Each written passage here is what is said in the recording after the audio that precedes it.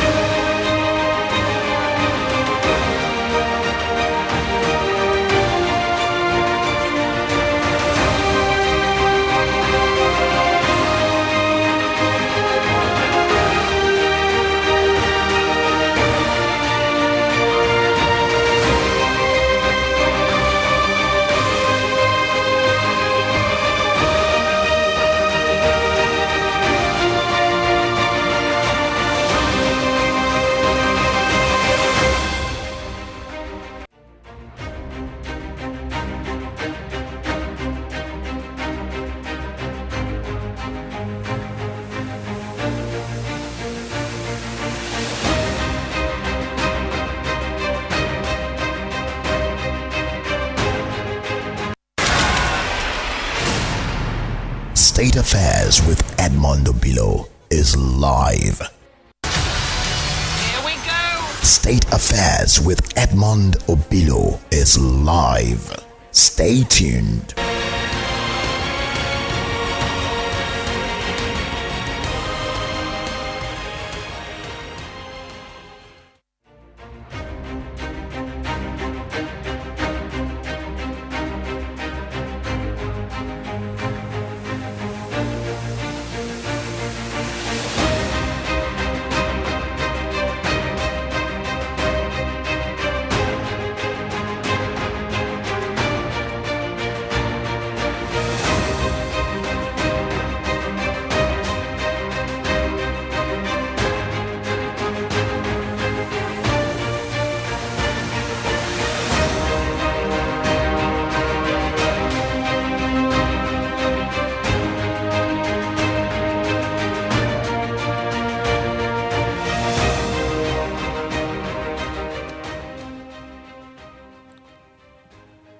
Hello. Welcome to this side of time. Welcome to my word. Welcome to time. Welcome to history. Welcome to politics and power. So here we go again. On Monday, we discussed IPOB. We titled it The Tragedy of Nnamdi Kanu. It is a continuation of the Biafran story. It is a continuation of the Nigerian question.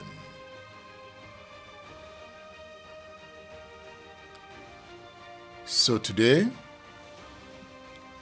we are discussing Biafra, but the focus is Ahiara declaration and the religious question. The Ahiara declaration has different dimensions, but critical to the questions raised in the declaration is the subject of religion. We'll look at that.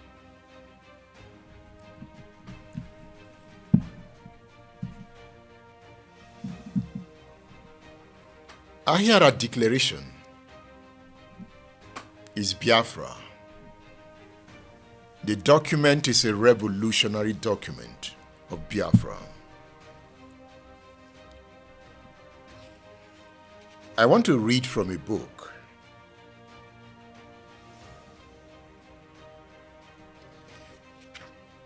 The book is entitled The Untold Story of the Nigeria-Biafra War, a chronological reconstruction of the events and circumstances of the Nigerian Civil War. It is a classic written by Dr. Luke Nnemeka Aneke.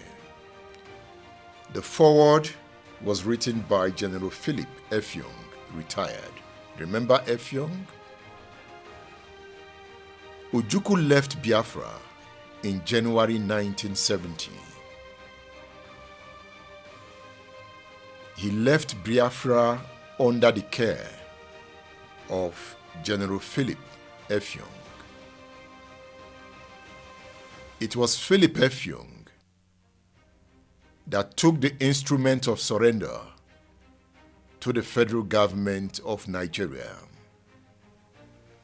So Philip Effiong wrote the foreword of this book, The Untold Story.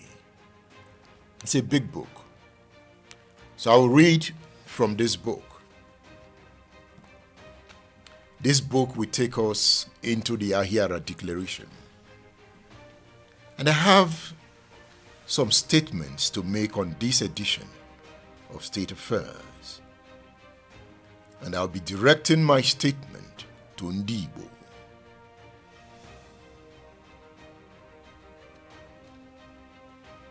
This book is a record of the events of the war.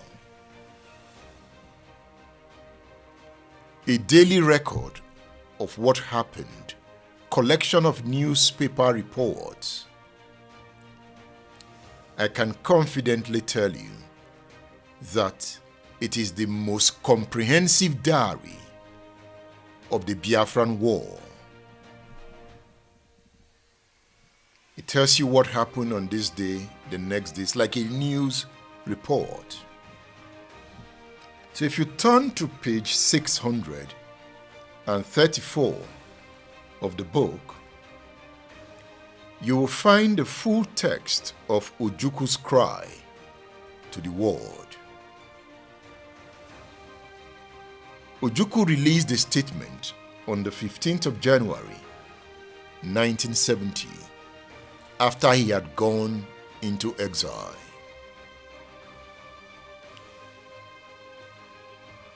This statement was issued in Geneva, Switzerland by General Ojukwu through Mark Press, a public relations enterprise retained by the Biafran government. I just want to pick some parts of the statement. Ojukwu said here, "The people of Biafra, in full consultation and believing that the only guarantee for security lay in the resumption of their sovereignty, mandated me to proclaim their territory the sovereign and independent Republic of Biafra, and to take up arms if need be to protect the lives and property of our people and the independence thus proclaimed." Remember, Ojukwu released this statement after he left Biafra. So by the time he released this statement, Biafra had capitulated. So he said, on July 6, 1967, the federal forces crossed the boundaries of Biafra and attacked her defenseless populace. He used the word defenseless. Our people, in the face of such aggression, had no alternative but to defend themselves as best as they could.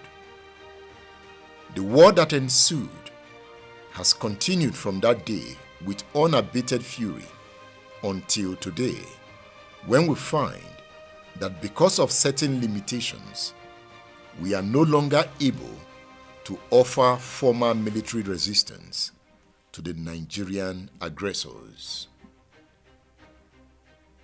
He said, "The war that ensued has continued from that day with unabated fury until today, when we find that because of certain limitations, we are no longer able to offer formal military resistance to the Nigerian aggressors." Let's turn to the next page. On page 636 of the book, Ojukwu makes the point: "We've grimly held back the unrelenting enemy for 3 grueling years with our bare hands." It is figurative anyway. We've grimly held back the unrelenting enemy for 3 grueling years with our bare hands. Nigeria began her recent final offensive against Biafra in October 1969, after months of preparations, which included the starvation of our entire populace to such subhuman level that the movement of enemy troops through our territory became a mere formality. So I want you to take note of starvation of our entire populace to such subhuman level.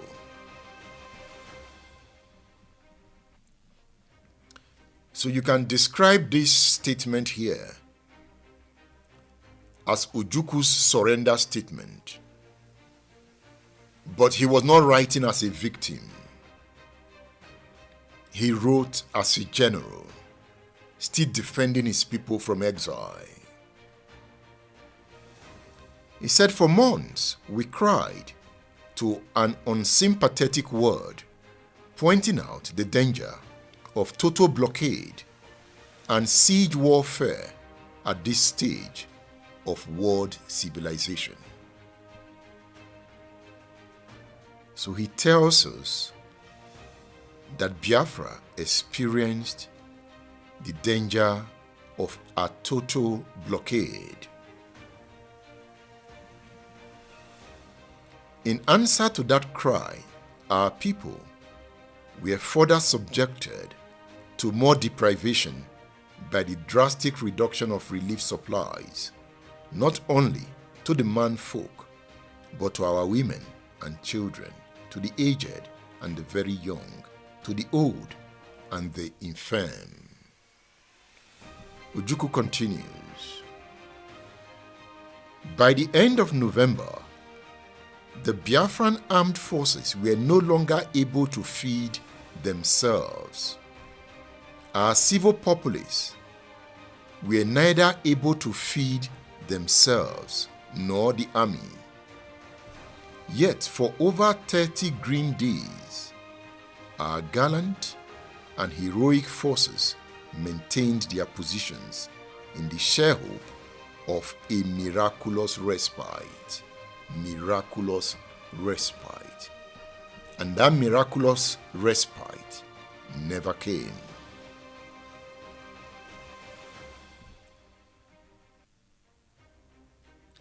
Now I keep looking at this line. I'm reading from the book, The Untold Story of the Nigeria-Biafra War. It's a book you should have.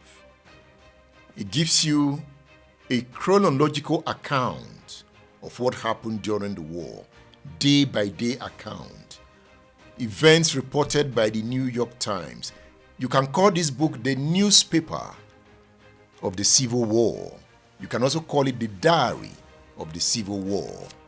A book written by Dr. Luke Nnameka Aneke.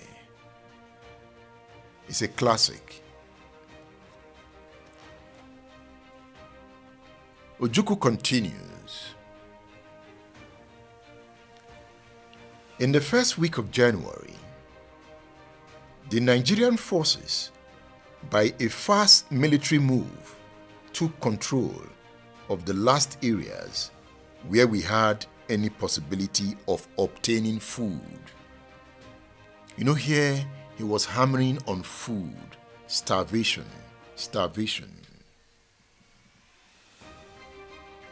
In quick succession,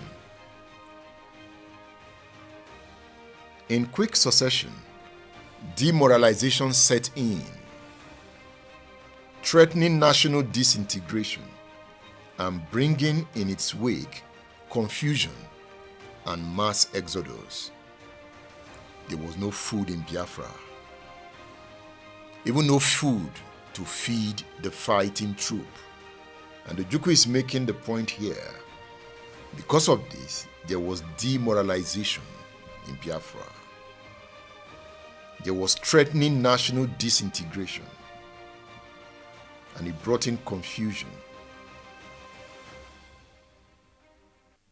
and mass exodus.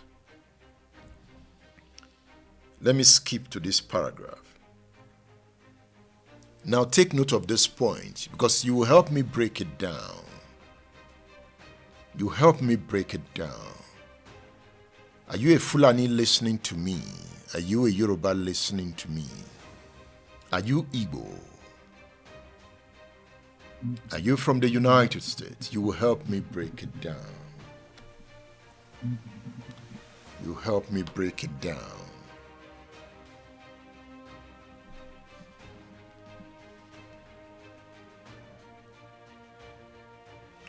He said something here, and it's interesting.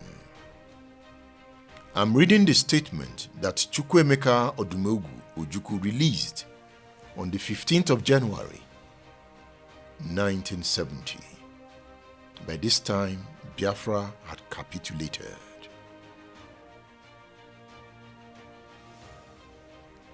He said, I did this knowing that why I live, Biafra lives. Why I live, Biafra lives. Does it mean that why he dies, Biafra dies? But again, he made a profound statement somewhere. Very profound. In fact, let me read it. That is the last paragraph. Let me read it. I'll come back. He said, Biafra was born out of the blood of innocents slaughtered in Nigeria during the pogroms of 1966. Biafra will ever live, not as a dream, but as the crystallization of the cherished hopes of a people who see in the establishment of this territory a last hope for peace and security. Biafra will ever live, not as a dream, but as the crystallization of the cherished hopes of a people who see in the establishment of this territory a last hope for peace and security. Take note, he makes this point. Biafra cannot be destroyed by mere force of arms.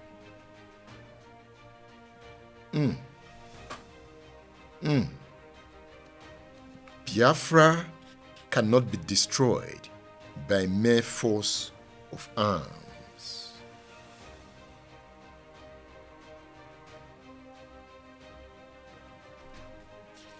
And he said here,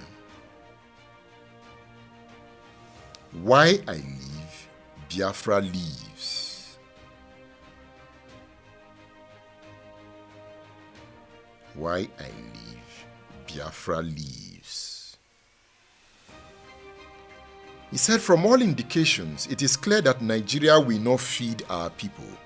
You know, this statement was to alert the world that Nigeria was planning to launch a mass genocide of Ndibo after Ojukwu had left. You know, by this time, Biafra had surrendered. So Ojukwu was screaming to the world that Gowon was planning to massacre Ndibo in their millions. So he was telling the world to respond, to call Gowon to order, that Gowon was planning to move in and massacre Ndibo. By this time, Igbo people were helpless. So he was screaming genocide, genocide, that Gowon wants to carry out genocide. So this statement was so popular in the international system. Perhaps because of this statement, Gowon did not launch a genocide. But Gowon said in his book he never had that plan. That he did not see the war as a war to conquer the Igbo people.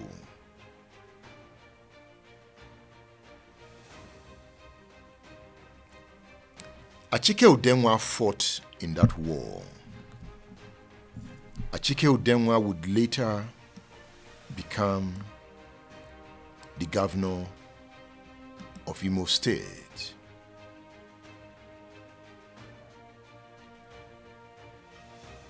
Achike Udenwa wrote a book on his experience of the war.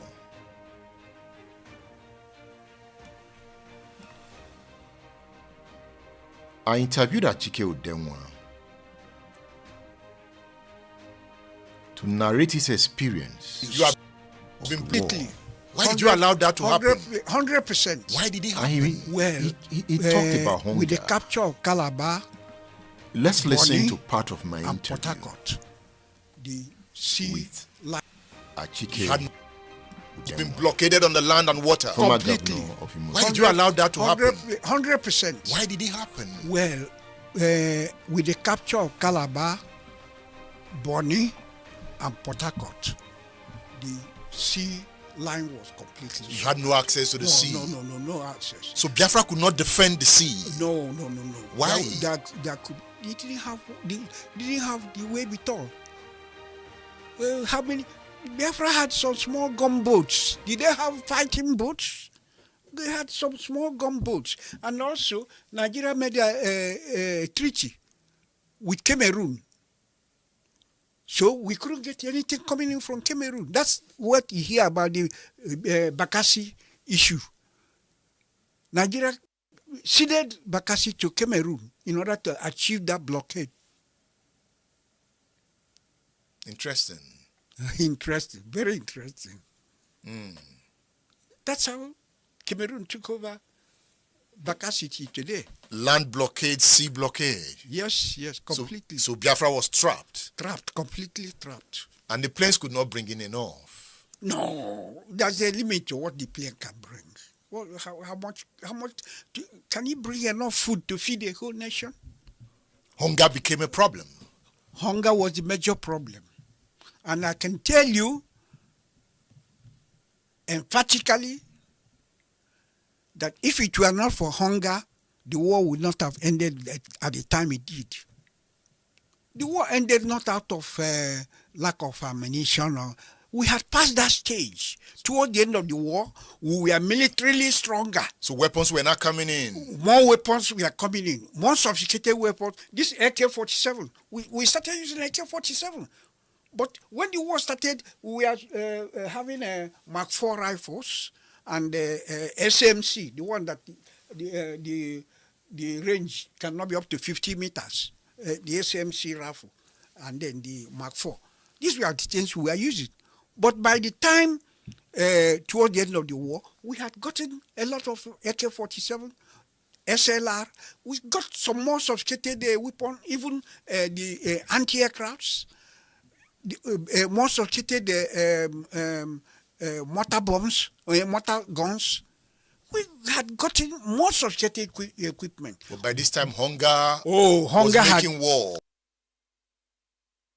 Hunger had, to the extent that at that time, you could hardly get a soldier to carry a rifle. Not to talk of shooting it. They were so weak. Oh. They were hungry.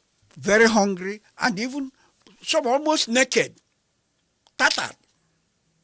So even pneumonia and the rest of them came in. How come food could not come in enough? Now, from where? From where would it come? From where would it come? Biafra could not grow its own food? Oh, most of the food producing areas of Biafra were at that time in the hands of the Nigerians. Look at the whole of that Abakaliki side was in the hands of the Nigerians. Look at the whole of that Ahuda, Elele, that area again that was rich food-wise, was in the hands of Nigerians.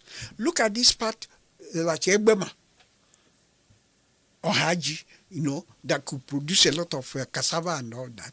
We are all in the hands of Nigerians. So what was left for Biafra at the time was the dry land, the central land, the dry land. You were Umaya houses. Were Umaya or low Newi. So couldn't produce his own food. So Awolowo was right. Oh yes, he knew what he was talking. The hunger. Is a legitimate instrument of war. And you saw it. We saw it. We saw it. We saw it. Yeah, we in the forward location, we knew that the end was very close. You were also hungry? Well, yes. I wouldn't say, but at my level, I could assess some of the food. That's one of the issues. Like, I could assess some of the food from the relief agencies. You were an officer? Yes. I was a captain, which at that time was a senior officer, So I could assess food. So my own level of hunger was not the same. There was kwashoko in the villages? Oh, yes.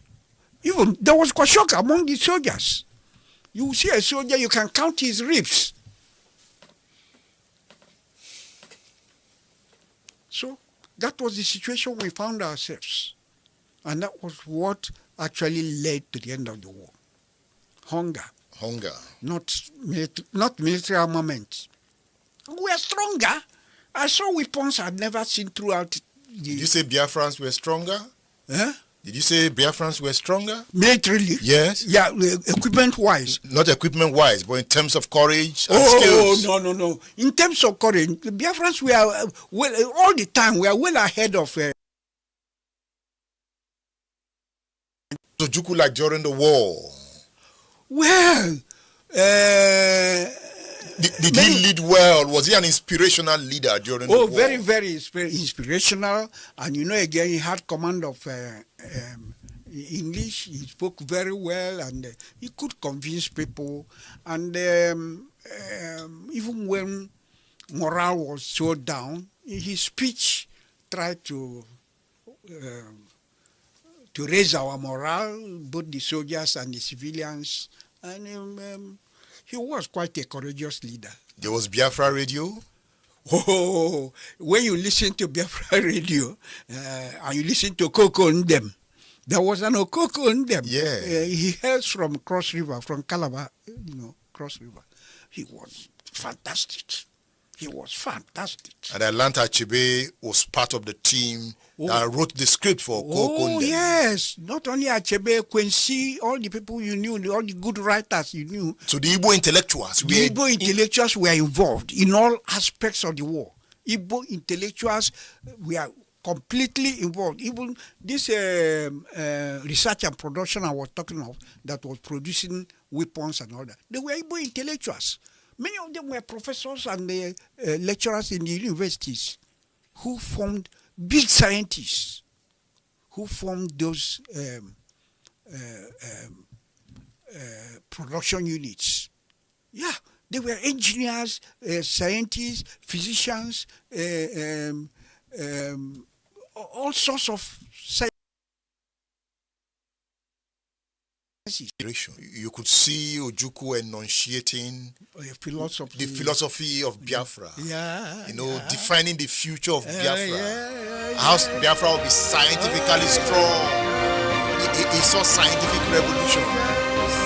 So perhaps he got that inspiration from what the intellectuals were doing. Oh yes.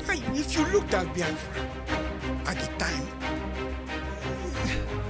you would be convinced that this was a nation different from the other nations in Africa. Yeah, it had all.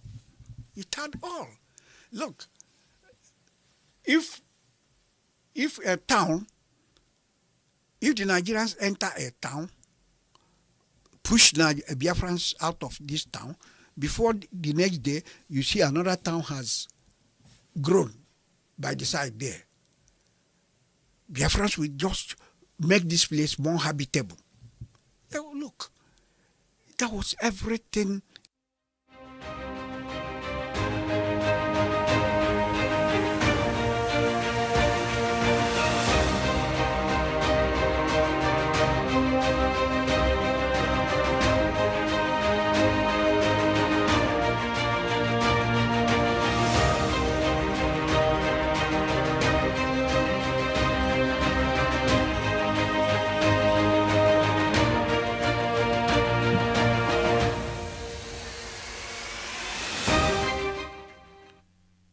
Chike Udenwa there, governor of Imo State from 1999 to 2007. He wrote a book, Nigeria Civil War, My Experience. You'll find that book on udarabooks.com. Find it on udarabooks.com. During the war, Ojukwu led with courage. And one thing that worked for him was the power of words. He had that vocal power to move a nation. Let's listen to this speech that he gave during the war. Here he talks about a determined people. The inordinate ambition of the Hausa Fulani oligarchy to continue to dominate the whole of what was formerly the Federation of Nigeria, the unrealistic desire to acquire the wealth and resources of Biafra while rejecting their people, drove Gawan and his clique towards unleashing a costly war to attain the unattainable, the subjugation of this young but promising republic. Even with the vast resources of the former Federation of Nigeria, with which to prosecute the war, even with the active collaboration of those international opportunists, Britain and the Soviet Union, an unholy alliance of vested interests, even with the attempt to subvert our government by suborning some of our highly placed military and civilian personnel, an attempt which was foiled at the nick of time, Gawan has failed to make good his boast to crush Biafra, a campaign which he bragged would only take 48 hours to accomplish, has now dragged on for almost 5 months and will drag on for as long as it takes Gawan and his clique, both Nigerian and others, to realize that nothing can shake the will or crush the spirit of a determined people. State Affairs with Edmond Obilo is live.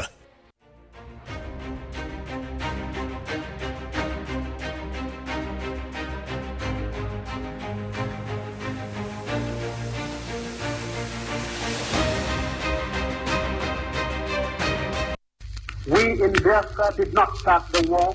We fight in self-defense. What we wanted before the declaration of Gawan's genocidal war and what we want now is peace, so that we can proceed with the more urgent and more fruitful task of economic, social, and cultural development of our country. But do we have this peace? No. Because of Gawan's blatant rape of United Nations Convention of Genocide, Gawan conspired with his fellow Nigerians, northern Nigerians, to massacre over 2,000 eastern Nigerians in May 1966. This is genocide. The one murdered his supreme commander, stole his mantle of office, and proceeded to direct the extermination of army officers and men of eastern Nigerian origin. This is genocide. The one plotted and executed the wholesale massacre throughout Nigeria of persons of eastern Nigeria origin in September 1966, killing over 30,000 defenseless men, women, and children. This is genocide. The one genocidal act perpetrated the mass exodus of millions of eastern Nigerians resident in different parts of Nigeria, abandoning all their properties, businesses, and their means of livelihood. This is genocide. The one refused to compensate eastern Nigerians who had lost all their properties as a result of his activities. This is genocide. The one permitted the wanton destruction of properties, looting, rape throughout those areas of Biafra overrun by his troops. This is genocide. The one ordered the forcible transfer of Biafran children from their homes in Biafra to Nigeria. This is genocide. For all these acts, the one stands condemned for genocide, a crime condemned by the civilized world under international law, a crime against humanity, a crime against God. Here we go! State Affairs with Edmond Obilo is live. Stay tuned.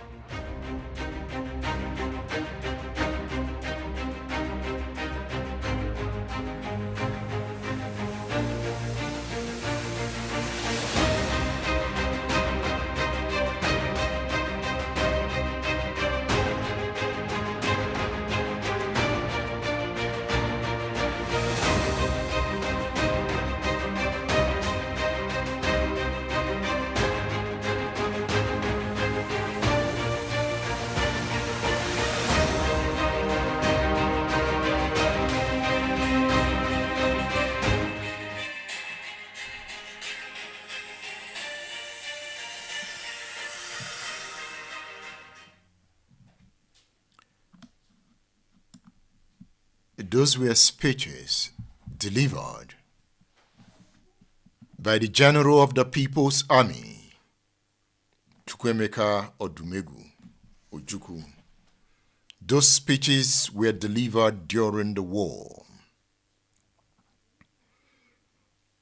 Let me remind you of this. Ojukwu said in the statement that we've always believed in the futility of this war.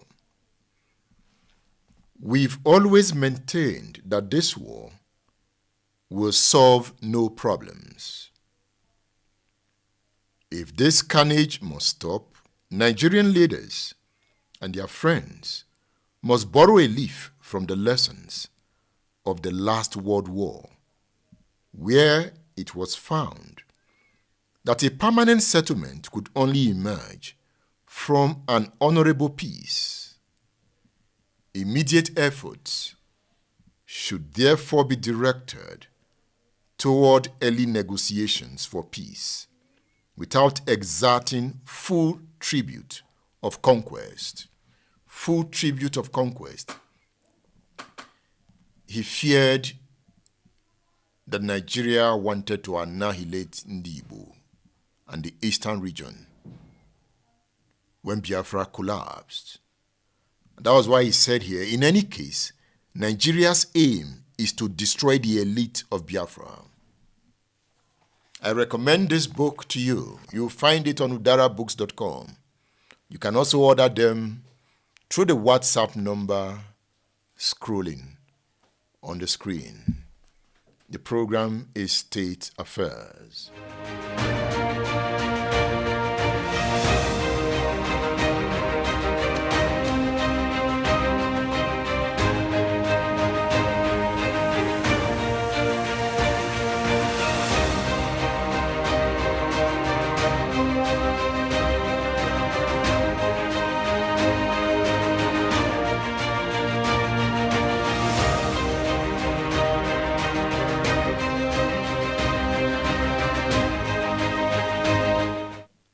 Yes, I can take some calls before I move into Ahiara declaration.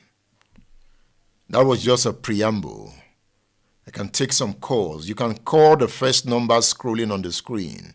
That's Udara Book's number. That is 080-309-18449. 080-309-18449. You can call that number if you want to join the discussion. Remember, once I pick your call, please try to limit your contribution to 3 minutes. Try to limit it to 3 minutes. I know many of us have a lot to say, but let's try to limit our contribution to 3 minutes. Let me make this point.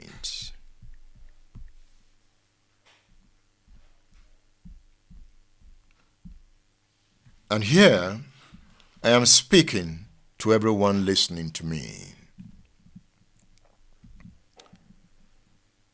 There is a peculiar form of inertia that is more paralyzing than physical chains.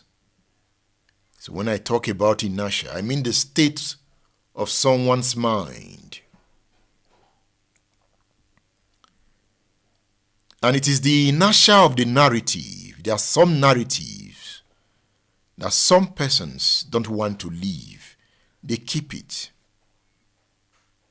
Even from generation to generation, they keep on repeating the narrative.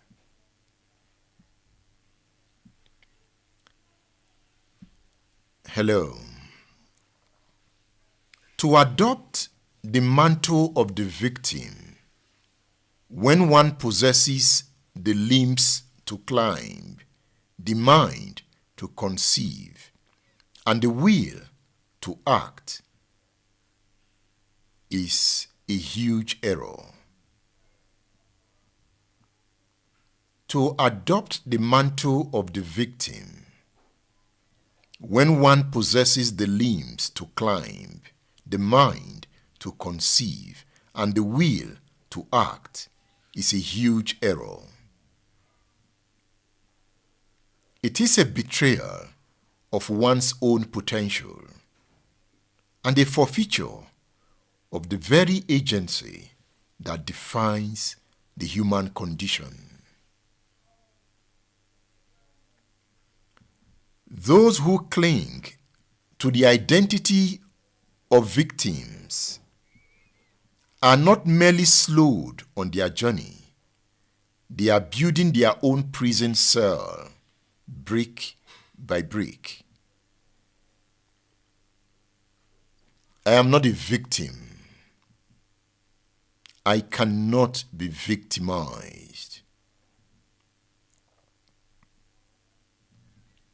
The first and most devastating disadvantage of victimhood mentality, is the abdication of the self. Take note. The first and most devastating disadvantage of the victimhood is the abdication of the self. All right, I take this call.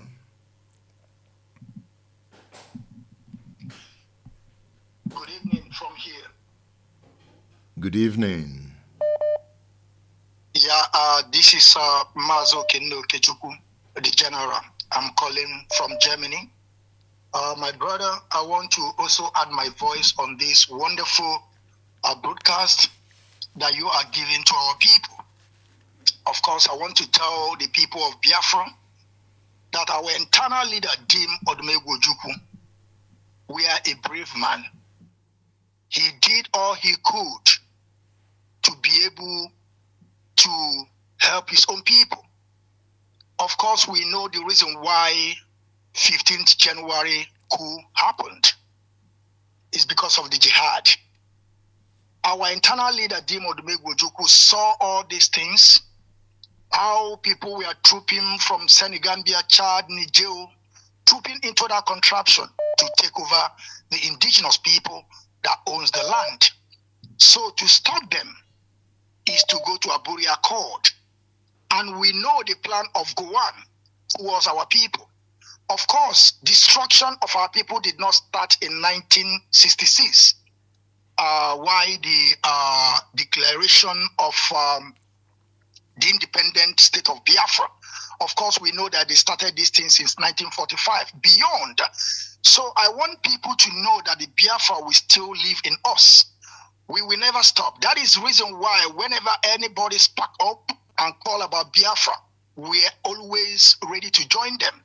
Sometimes some people don't understand the reason why we join them. We don't join them because of the individual. No, we join them because of that name called Biafra and the genocide these people committed against our people. So, my brother, thank you very much. That is what I just want to add. And we must continue on this quest of self-determination till Biafra is totally restored and beyond. And the world should also know that what they committed against our people was a genocide. And we must keep on pushing till the world recognize that genocide. Thank you very much, my brother. Thank you.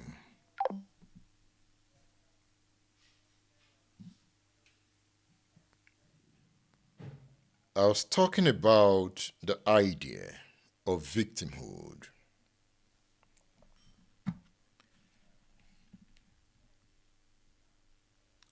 We are condemned to be free. This freedom is a burden, a responsibility for carving meaning out of the word. To play the victim is to deny this fundamental burden. It is to abdicate responsibility to determine our own destiny.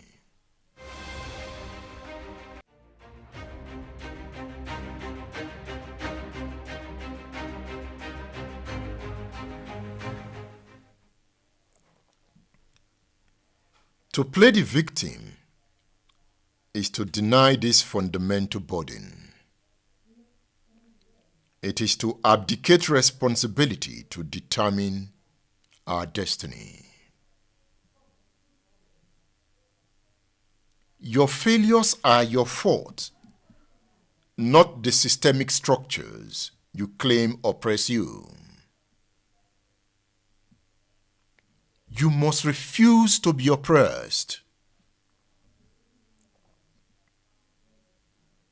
To be oppressed is to be weak. You must confront the terrifying abyss of your own choices. By abdicating responsibility, you cease to be the author of your own story. You hand over the pen to the oppressor. The motivational force, the raw energy that could be channeled into self-creation is instead channeled into resentment. Oh, it's this tribe that is causing our pain. No, it's my boss. No, it's because the colonialists came.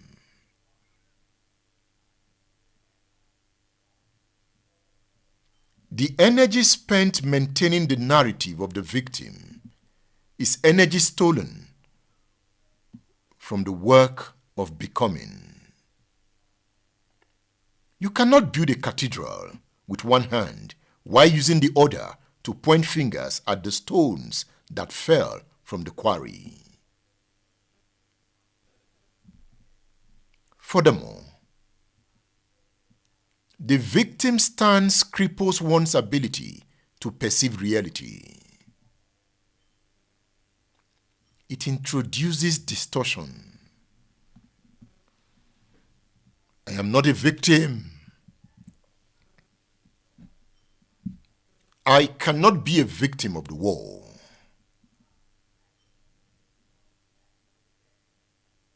I am a champion.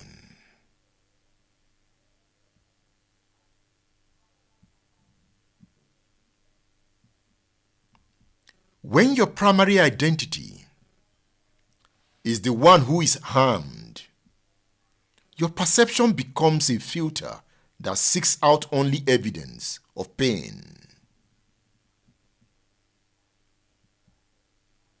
It creates a self-fulfilling prophecy. Because you expect to be betrayed, you interpret neutral actions as hostile. Because you expect to fail, you see obstacles as insurmountable walls rather than challenges to be scaled. This is not merely a state of mind. It's a state of blindness. If you have this kind of mindset, you become unable to see the opportunities that lie in plain sight, the allies who offer a hand or the strength you possess to break the stone. It is not events that disturb us, but our judgments about them. The victims has not just made a bad judgment, they've enshrined it as an identity. By their actions, they impoverish the future. I am not a victim of the war.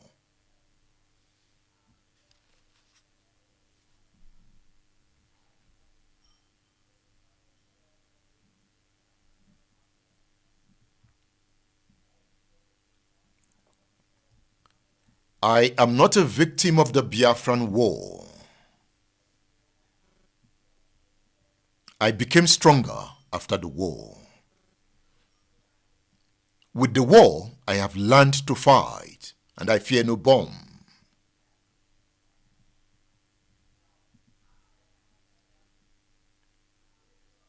To connect this to the Ahiara Declaration is to place this crisis at the very altar of Biafran ideology itself.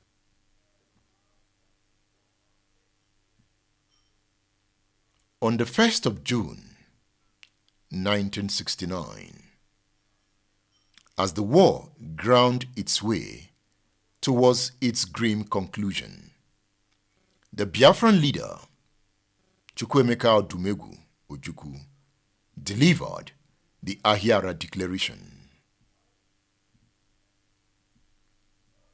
It was intended to be Biafra's Magna Carta, a redefinition of the revolution, a pivot from a secessionist war to a populist and pan-Africanist crusade. The Ahiara Declaration is a document of high intellectual ambition. The Ahiara Declaration is a blueprint for the elevation of the Biafran. It was written in the middle of what Ojukwu called a genocide. The Ahiara Declaration rejected the victim mentality even as the world watched and Biafra starved.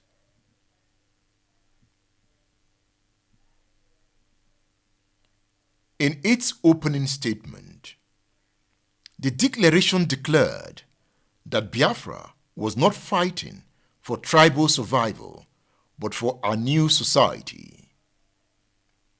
It derided the old order of corruption and ethnic chieftaincy.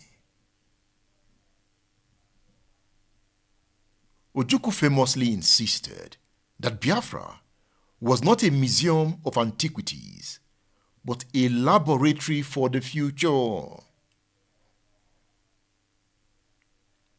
The document calls for self-reliance, for mobilization of the intelligentsia, and for the rejection of the very colonial mentality that fractured Nigeria.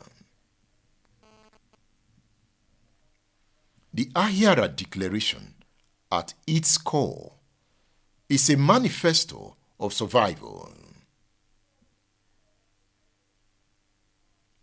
It told a starving, bombed, and blockaded people, you are not victims, you are architects.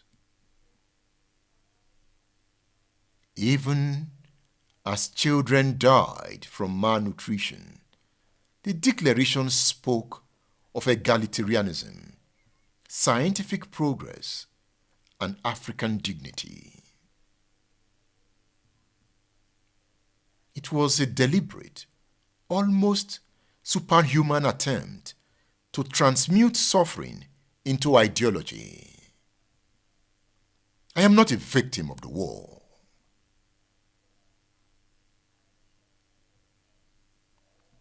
Ojukwu understood that if Biafrans saw themselves merely as victims of Hausa Fulani aggression, they would collapse into despair and tribal vengeance. To survive, they had to see themselves as agents of a new destiny.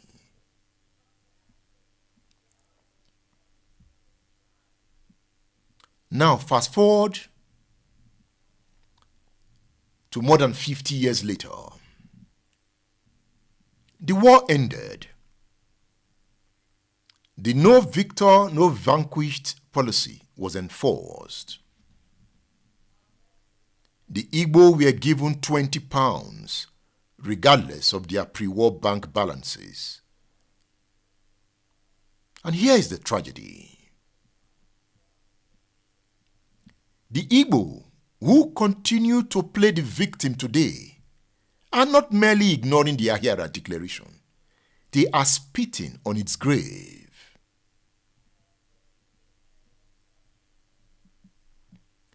Ahiara was a philosophy crafted in the valley of the shadow of death to inspire elevation. If Ojukwu and the writers of the declaration could demand self-reliance and ideological revolution while their people ate cassava leaves to survive, what excuse does a modern Igbo millionaire in Lagos or a highly educated professional in the diaspora have for perpetual grievance? The declaration called for a new Africa unbounded by tribalism. Yet, I hear some Igbo today use the war as a tribal weapon, a reason to distrust the Fulani, disdain the Yoruba, and withdraw into a mental Biafra. That is not to say that the Igbo cannot attain self-determination. No. Ahiara was a call to forward-looking revolution. Victimhood is a backward-looking prison.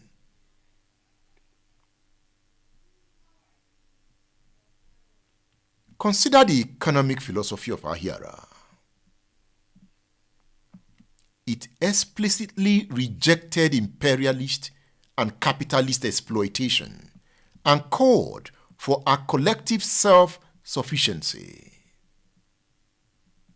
Yet the victimhood mentality encourages a welfare-dependent mindset, the belief that the federal government owes the Southeast special allocations, special states, or special appointments. The Igbo nation is too powerful to beg.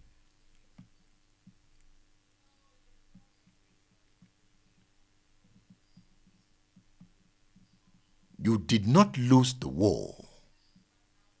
It was just a training ground.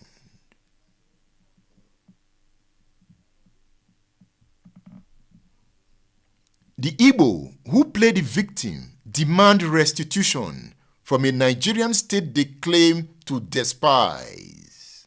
How? This is incoherent.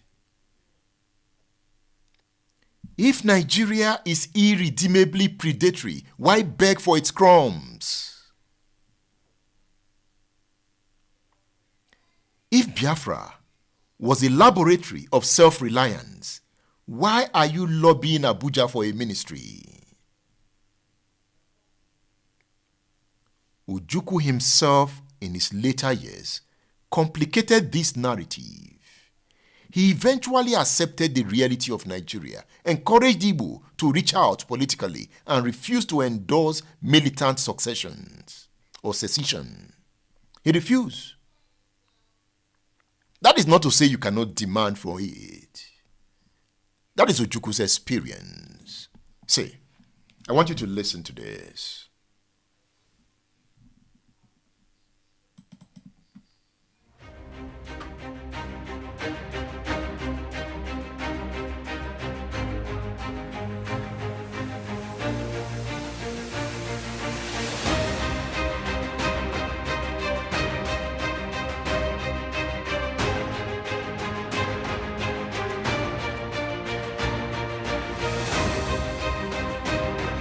So a lot of people will say, but you were leading the first one. Yes, I led the first one. And I will say to everyone, I led proudly the first one. I don't think a second one is necessary. We should have learned from that first one. Otherwise, the dead would have been to no avail. It would all have been in vain. Here we go! State Affairs with Edmond Obilo is live. Stay tuned.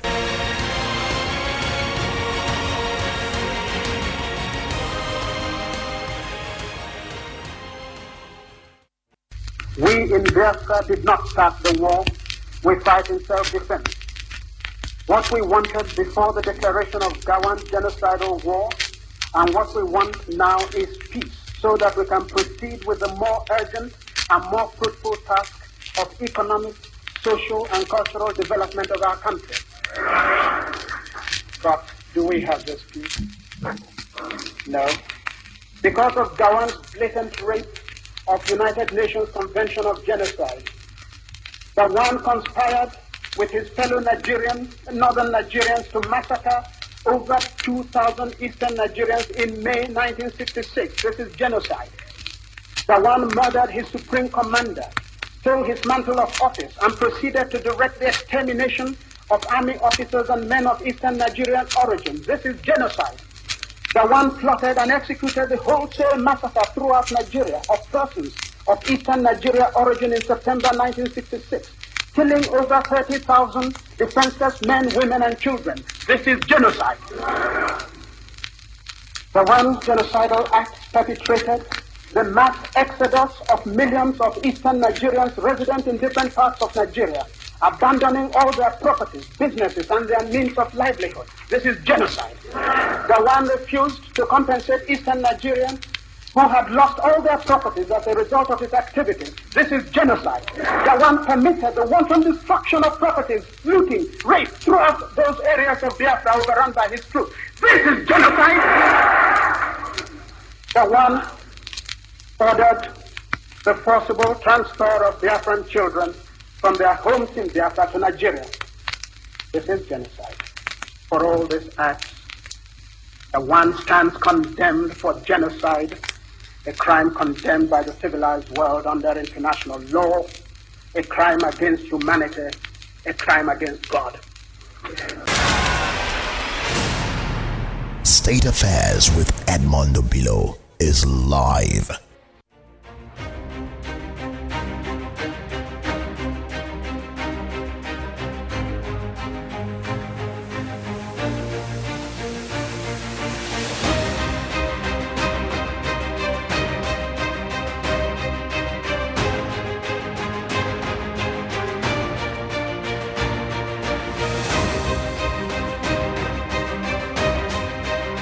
So a lot of people will say, but you were leading the first one. Yes, I led the first one.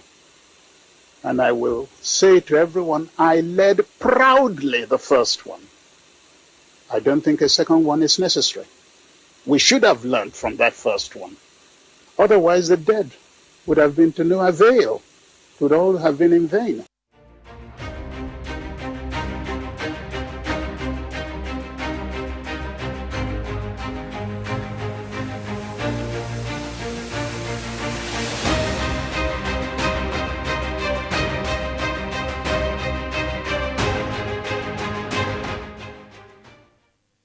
Yes, you had Ojukwu during the war and Ojukwu after the war. Yeah, some of us will say that is his view. If he doesn't want another one, that's his view. Yeah, he's entitled to his opinion. However, I'm here to establish some points.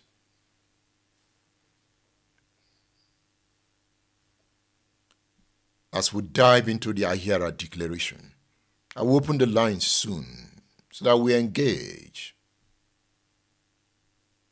This is genocide. That was a fiery hot speech during the war. That was the voice of a general, the general of the People's Army. Have you read that book? Edited by Chuks Ilebunam.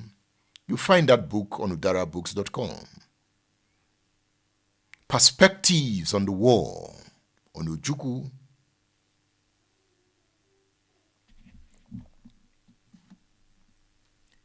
The Ahiara Declaration made it clear that Biafra's war for the dignity of man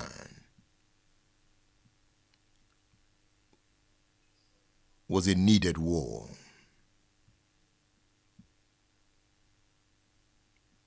But there's no dignity in victimhood. I'm not a victim.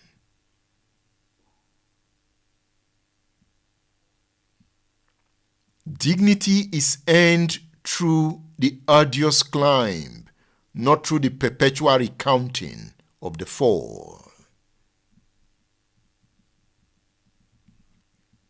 To me, to be truly Igbo in the sense that Ojukwu envisioned in the Ahiara Declaration is to be a survivor, an architect of the future. I design my future.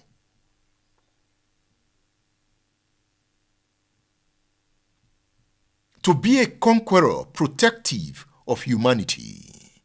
Have you not read the Ahiara Declaration?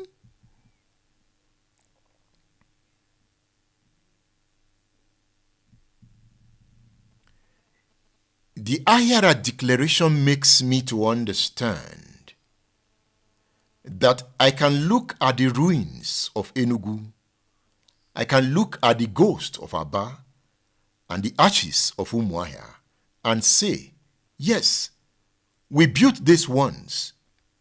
We will build it again, not with tears, but with steel.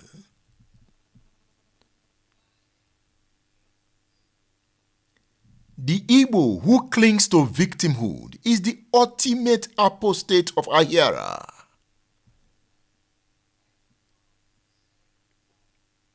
The Igbo who clings to victimhood is a man who has handed a blueprint for a skyscraper during the earthquake, survived the earthquake, and now, decades later, with cement and iron all around him, he still chooses to live in the rubble, not because he cannot build, but because the rubble tells a story he is too afraid to let go.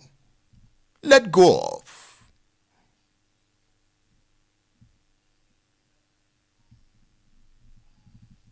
Come with me. Let's go into the details of the declaration. But here, I will focus on the religious aspect. Because it's a broad document. I will take the document bit by bit. On this edition, I'll focus on the Arab contagion aspect. Because that will help us interpret the Boko Haram and the herdsmen attacking other Nigerians. On the 1st of June, 1969,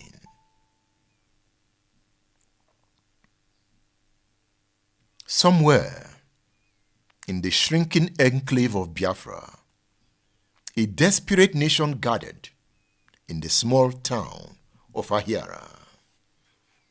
Ahiara is in the present-day Imo State.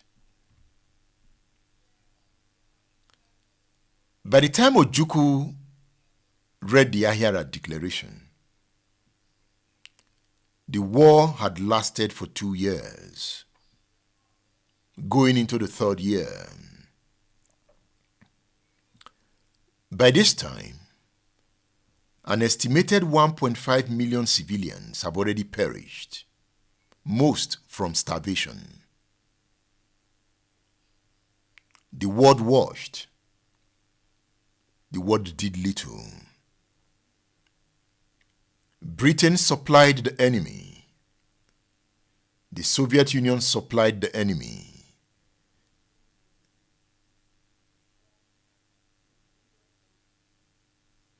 The United States looked away.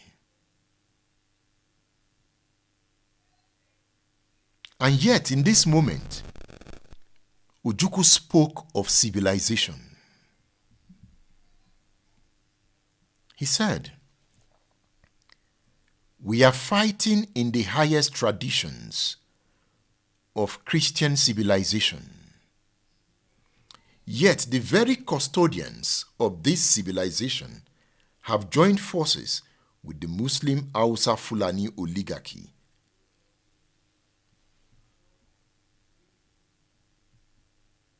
Hausa Fulani oligarchy." He used that word in the declaration.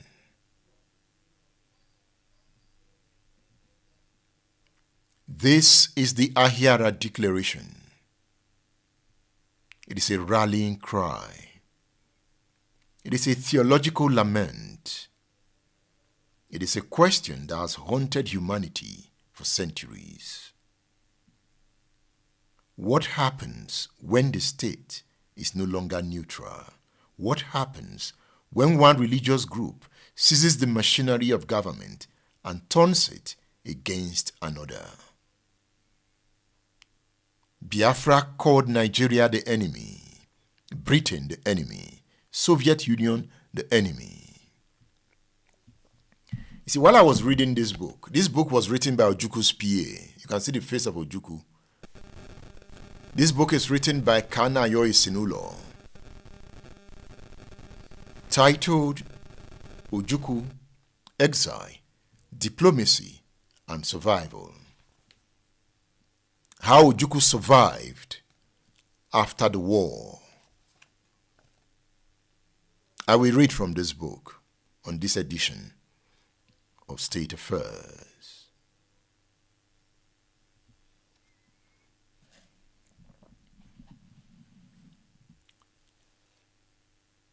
So we are going into this question: what happens when the state is no longer neutral? What happens? I ask that question because the Ahiara Declaration is a mirror held up to every multi-religious, multi-ethnic state on earth. From the partition of India and Pakistan, where 15 million people were uprooted, and perhaps 2 million died in the name of religious civilization, to the disintegration of Yugoslavia, where the same people, speaking the same language, tore each other apart along lines drawn by faith. We'll go to Sudan, where the state itself became a weapon for Islamic domination. We'll stop at Northern Ireland. We'll say hello to Bosnia. The essence is to define the fault lines in our own word, what Ojukwu saw in Ahiara Declaration.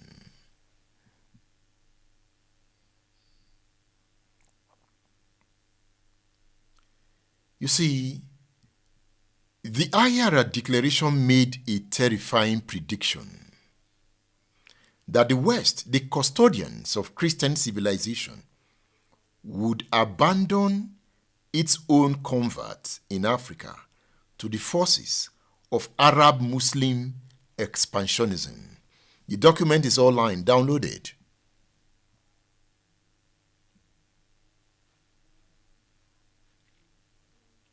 Arab Muslim expansionism. In the document, the former Eastern region accused the world of choosing oil over faith, geopolitics over justice, stability over survival.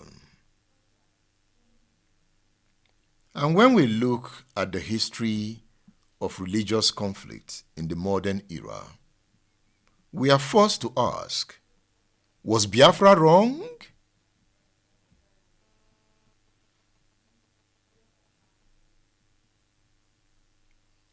So this is the story of every state that pretends to be neutral, while her citizens are not. It is the story of every minority that fears the majority's guard. It is the story of every war that begins with a prayer and ends with a massacre.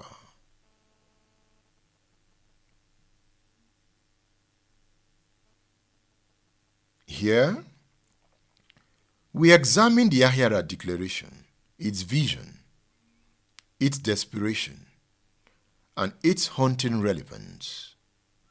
We explore the philosophy of religious identity and state power. We examine the wars that have been fought over the question of whose God rules. And we ask the question that no one has yet answered: can any state be truly neutral when its citizens are not? By the 1st of June 1969, the Republic of Biafra was bleeding. Remember, the eastern region of Nigeria broke away from Nigeria in May 1967. And that decision followed the massacres of Igbo people in the north. Ojukwu, an Oxford-educated military officer, led the rebellion. By 1969, the situation was desperate. The Nigerian federal government, backed by Britain and the Soviet Union, had Biafra surrounded. But Ojukwu needed ideas. He needed a narrative that could sustain a starving, besieged people and perhaps win over the international community. The Ahiara Declaration was the answer. The document's influences are as fascinating as the future that some see of Biafra.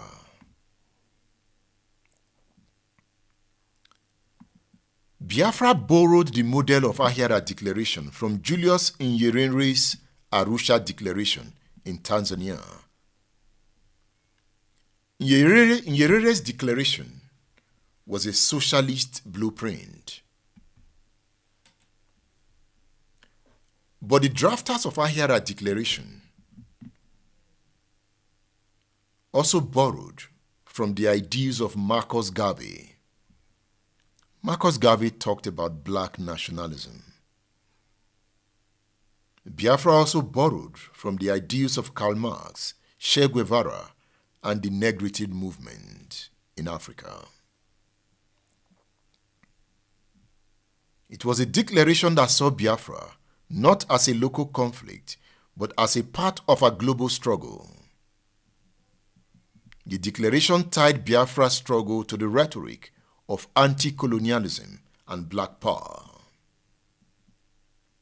It was an attempt to define what Biafra was fighting for. Ojukwu presented a welfarist, egalitarian vision, not full socialism. Not full socialism. Remember, he later clarified that. He said it was a commitment to equity, anti-corruption, and social justice. Mind you, Biafra fell 6 months after Ahiara declaration. The declaration was written by the National Guidance Committee of Biafra, chaired by the eminent scholar Chinua Achebe, the author of Things Fall Apart. The other members of the committee were the secretary, Professor Emmanuel Obiechina. Ikenna Nzimoro was part of the committee.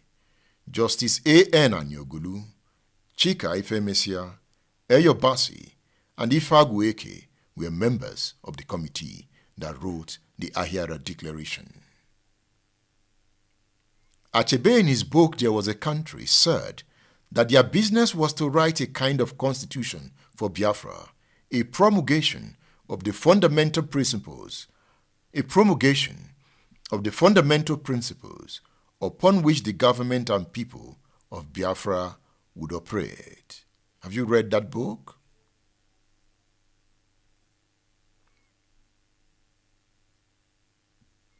The Declaration remains one of the most progressive national philosophies in the world.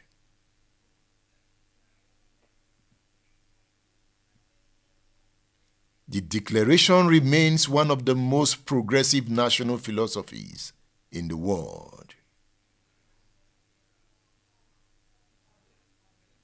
It is radical in intent and philosophically revolutionary.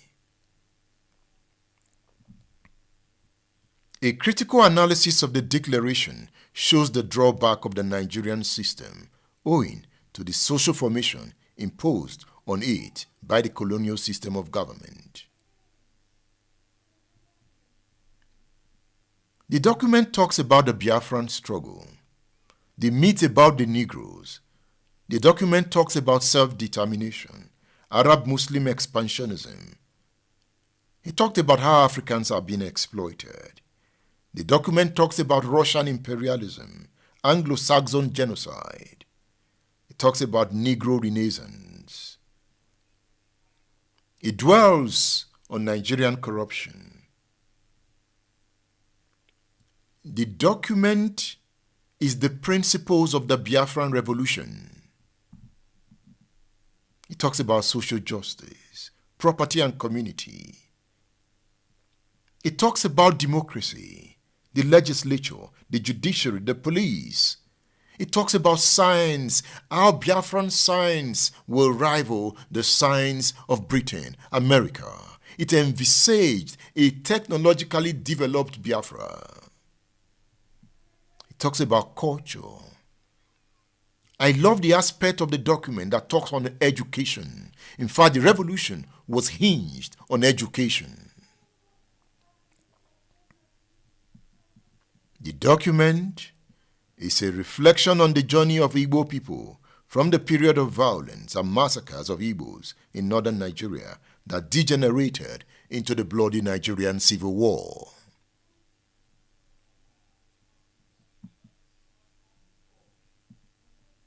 The Ahiara Declaration notes that despite fighting in the highest traditions of Christian civilization, Western powers, the very custodians of this civilization, joined forces with the Muslim Hausa Fulani oligarchy to take out the Igbo. So in this protest is the question of religion, a factor fundamental to understanding the Igbo notion of Nigeria.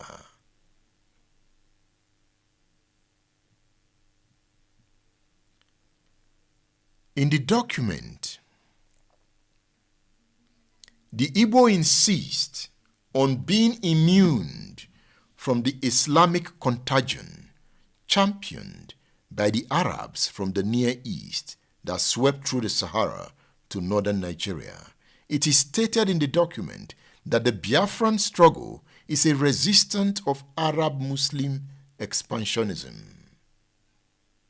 That Biafra refuses to buckle at militant Arabism as an instrument of attaining political power.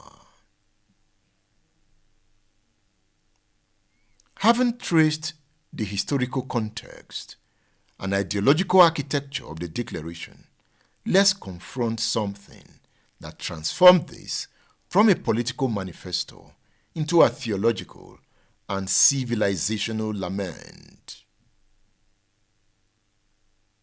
I have read it again and again. We are fighting in the highest traditions of Christian civilization. This is a geopolitical complaint. It is a cry of metaphysical betrayal. The Ahiara Declaration frames the Nigerian Civil War as an episode in a 1,000-year drama. The slow, grinding advance of Arab Islamic expansionism across the Sahara and the resistance of a people who refused to be consumed by it. Have you read Awolowo's book, The Travails of Democracy? Okay, the line is open. Call the first line scrolling on the screen. The first number, that is 08039918449. I'm diving deeper into it. Are you with me? I want to get your feedback. Tell me what you think as I tell you what I think. It is the Biafran question.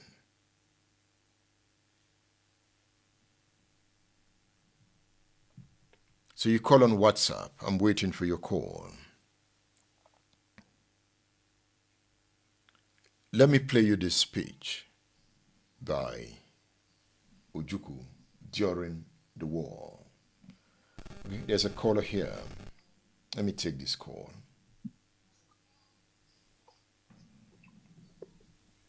Hello. Hello, Mazio Bilo. Good to hear your voice. Hello.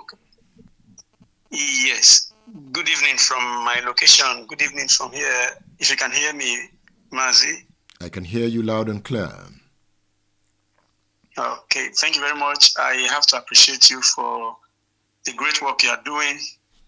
I really want to appreciate you.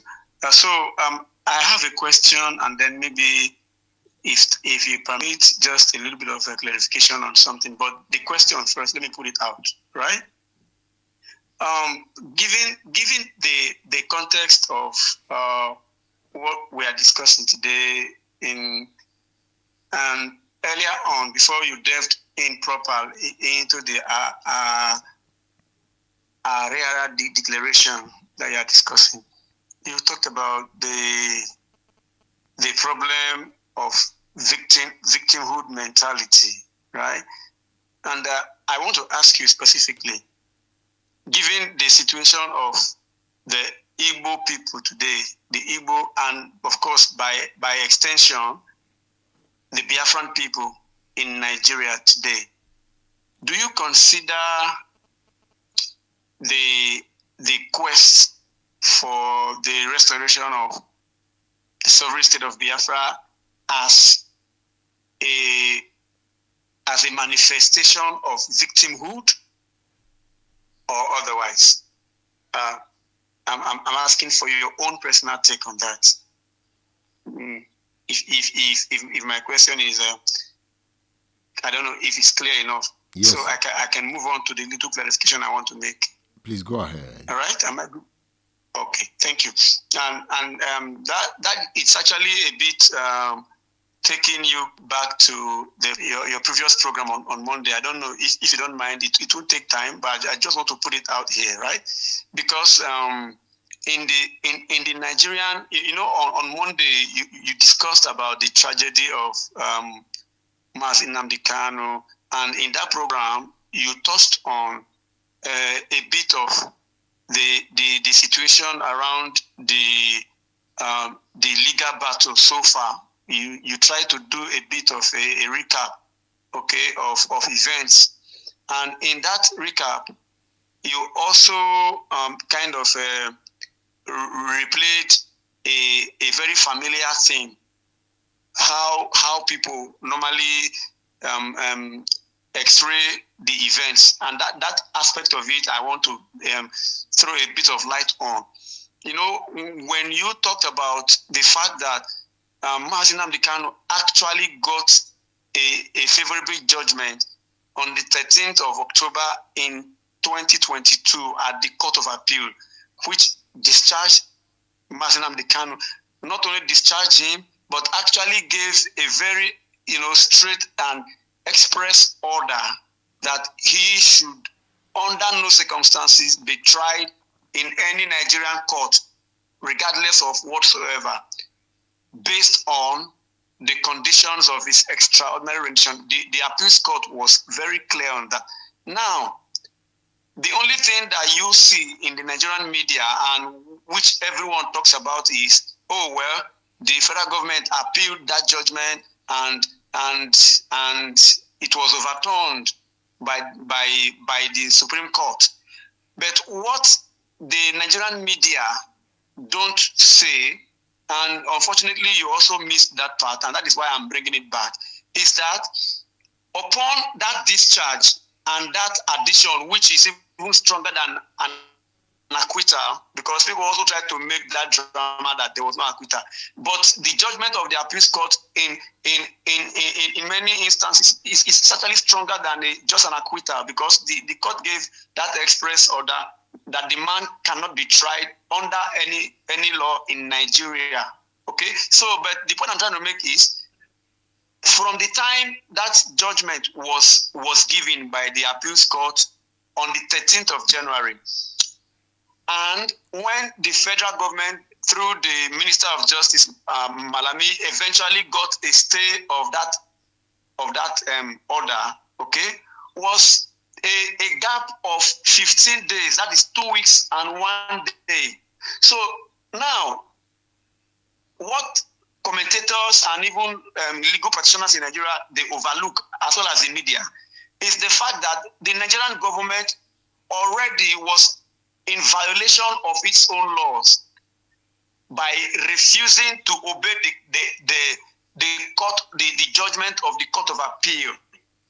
Because what you just hear is that, oh, that judgment was overturned. But you ask the question and nobody wants to answer. That 15 days, 2 week period of refusal, what happened? Why didn't the federal government obey that judgment first? Why did they have to wait until a stay of execution after 15 days, and then after about a year in 2023, and then the Supreme Court overturns that judgment, and then the Nigerian government and its media then comes around and says, oh, well, but that judgment was overturned. I don't know, Engineer Obilo, I don't know if you get the point I'm trying to make. So I really think that when that story is being told, it will only be fair, all right, to both Mazi Nnamdi Kanu as a person and to the movement that he leads, he represents. For now, of course, that office is suspended, but it will just be fair, in my own reckoning, all right, to posterity and to our sensibilities and to fairness and justice, that this is in the manner in which they occurred. So I think yes. So let me anchor there. Thank you very much. While I await your response to the first question I asked. Thank you very much. Thank you. As you will find in my script, the question of self-determination is a right of anyone calling for it. Anyone that wants self-determination, is your right to call for it. And I'm going to treat a subject, self-determination, soon. Self-determination is a right. It's a human right. You only depend on the method you apply to calling for it.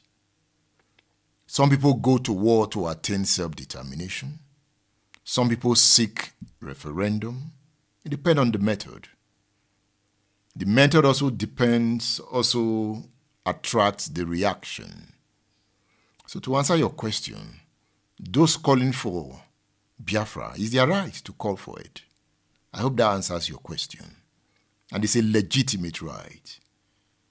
But it's the method deployed to call for it that will also determine the reaction of the state. In the case of 1967, it led to war, and that quest failed. So that's the point Ojukwu was making there, that method should not be repeated. He made it clear. And some would say Ojukwu is entitled to his opinion. The line is open. Join the discourse. You call the first number on the screen. That is 080-399-18449.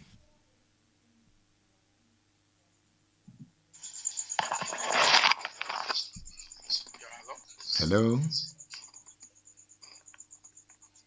I can hear you. Okay, thank you very much, Mazi. Your voice is faint. My name is Mazi Obasi. Your voice is faint. If you are using hands-free, please. If you are using hands-free, please remove your hands.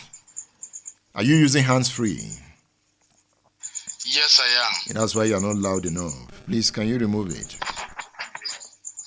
Okay, just okay. I'll have to redial the number.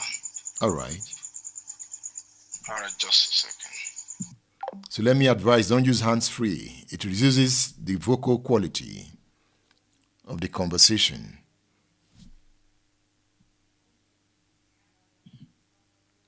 Hello. Hello, am I audible now? Yes, you are more audible. Okay, thank you very much, Shobilo. I'd like to go straight to what I wanted to say. In the first segment of this program, you said something in passing, which I just want to bring up again. You make reference to the statement of Dim Chukwemeka Ojukwu of why he had to leave. And that statement is that while I leave, Biafra leaves. And then you ask very quietly, now that he is gone, is Biafra gone? I believe I am not misquoting you. You are right. Good. Now, I believe that Ojukwu lived long enough to transfer that ideology properly to the next generation. And that is what he possibly have meant by if he leaves, Biafra leave. Because he will need time to be able to communicate that ideology. Like one of my favorite instructors said, he said, what we call tradition is ideology successfully transferred from one generation to another. He has been able to do that. So his leaving has sustained that ideology. But I want to comment on something that even the last speaker said, the last caller said about the victimhood ideology or the narrative of victimhood, and what the Ahiara Declaration, represents. Indeed, the Ahiara Declaration, of course, it is considered a masterclass in national identity. But this national identity was shared around the very experience of victimization. That is what I need to point out there. That identity that is built, that is shared in that declaration is built or shared by that same experience of victimization. To indicate where these things are listed, one of the things you listed during your reading is the fact that new Western interest was listed. the deliberate incursion of the Arab Muslim was listed as one of the things that the people were victim of. So to claim victimhood in this sense, it is simply a matter of historical fact that the narrative, the false narrative of Igbo coup cost a lot of life. That is not something that the Igbos or Biafrans were architect of. They were victim of false narrative of an Igbo coup that was not, in fact, an Igbo coup. To not claim victimhood of that, or to deny the Biafrans the claim in that sense, it's gaslighting. Unless, of course, we are saying that as a matter of strategic rhetoric in the sense of building some kind of defensive mechanism and not to feel weak. Yes, but historically, it has to be clear that indeed there is a sense in which there is, the claim of victimhood can be completely legitimate. He cited international conspiracy when he talked about other countries that were supporting Nigeria against the people. He brought the religious aspect. These are the things of which we are victim of. We did not, as a people, orchestrate that, or we are not the architect of that. So to deny a people that claim is completely unfair, factually and historically. The point I made was not denial. The point I made is that a person can be a victim. A person can be victimized without being a victim. I'm talking about the mind. There's no denial that this event happened. The point I'm making is that a person can be victimized without being a victim.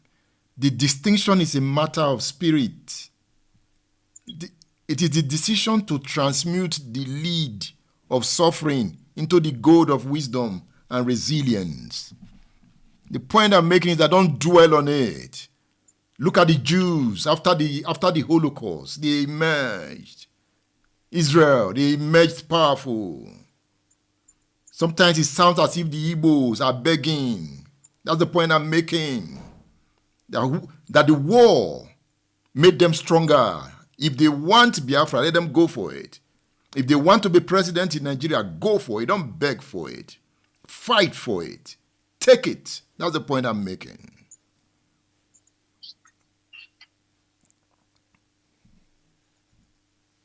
All right, thank you very much. To that extent, I absolutely agree with you. To that extent and that clarification, yes, I do agree with you. Thank Thank you very much. I will still back and back. Thank you. Yes, you see, I'm loving this conversation. The callers are making solid points. We are having that discourse. I'm not saying there were no victimizations, but I'm saying how do you respond to it?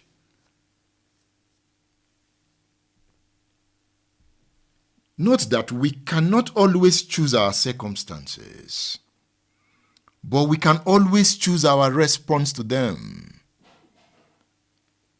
That is the final frontier of the human freedom. Those who choose victimhood when they have the capacity for elevation are in a state of self-deception.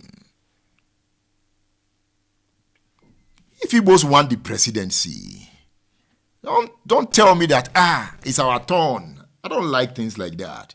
It is the turn of Ndi Igbo. Which turn? If Igbo want presidency, go for it. Take it and run with it. The Igbo nation is too big and powerful to sound like victims. They have fought the war. They have learned from the war. They should march on. and go for what they want. Scattered around the world, educated, rich. No. When I hear the Igbo play the victim, I cringe. See, they don't know how powerful they are. After fighting that war, you are not a victim. You know the experience of war? Most developments arises from wars. Germany lost the First World War. Germany lost the First World War. The world came together, sanctioned Germany. In Versailles, they so victimized Germany. They incapacitated Germany. That was what led to the formation of the League of Nations. But Germans said no, we refuse to be victimized like this. They quietly started rebuilding. And the world didn't know what was going on. For you know, there was the emergence of Hitler. And they launched another war on the world.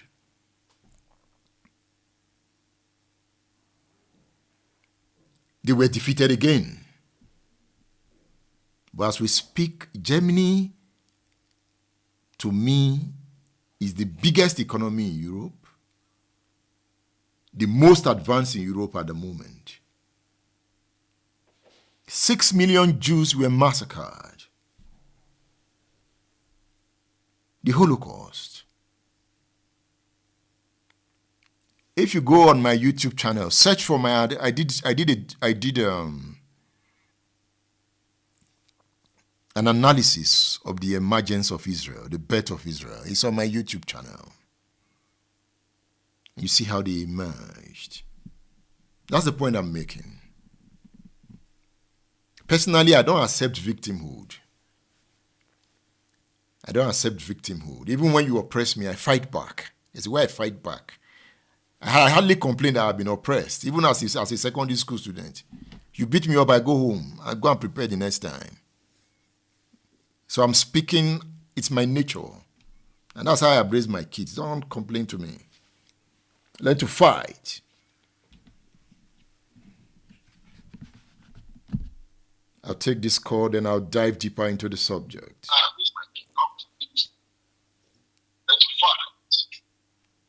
Hello. Hello. I can hear you.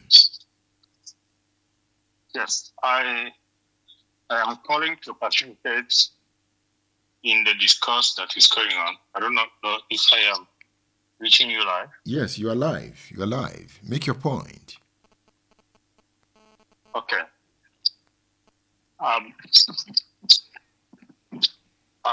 My name is Ojukwu Hillary. I call to, the last caller, Mr. Obasi, raised some issues I would have loved to talk about. But I only want to state just two things about the war. I want to reassert that Ojukwu, the People's General,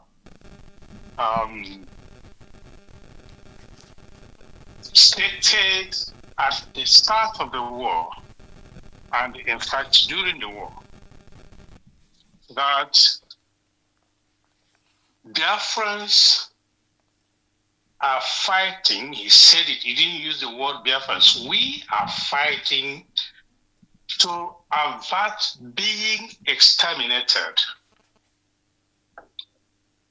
As far as I am concerned, many people have not looked at the war from that perspective. That goal was achieved. We were not exterminated. And the other one issue I also want to raise, you talked about the war criminal, and I use it with good advice, because what they committed during the war was an act of war criminal.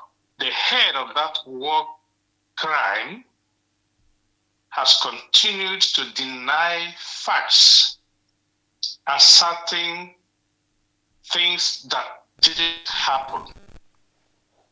When they claim, I do not want to mention the name here, though he keeps writing, or he has written a book that is full of lies. I've not read it, and I'm not going to read it, but I read it by default because I hear people analyzing it. When they say that Ojukwu started the war,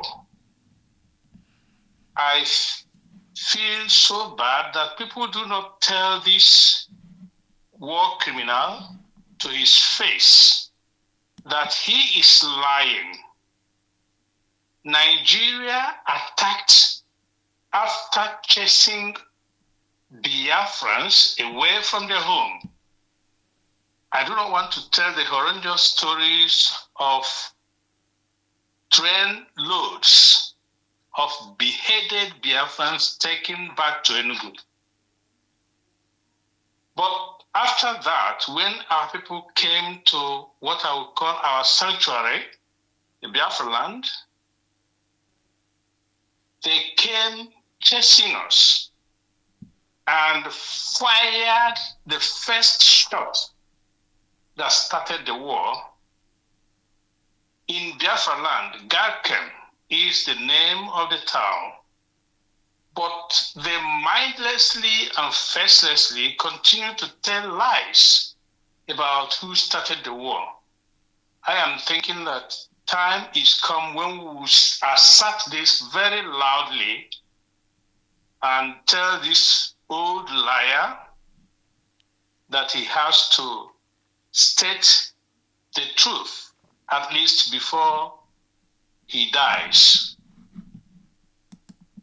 That's what I want to say, and I thank you for your program, Mazobilo. You are doing a great work. Thank you. Thank you very much. Thank you.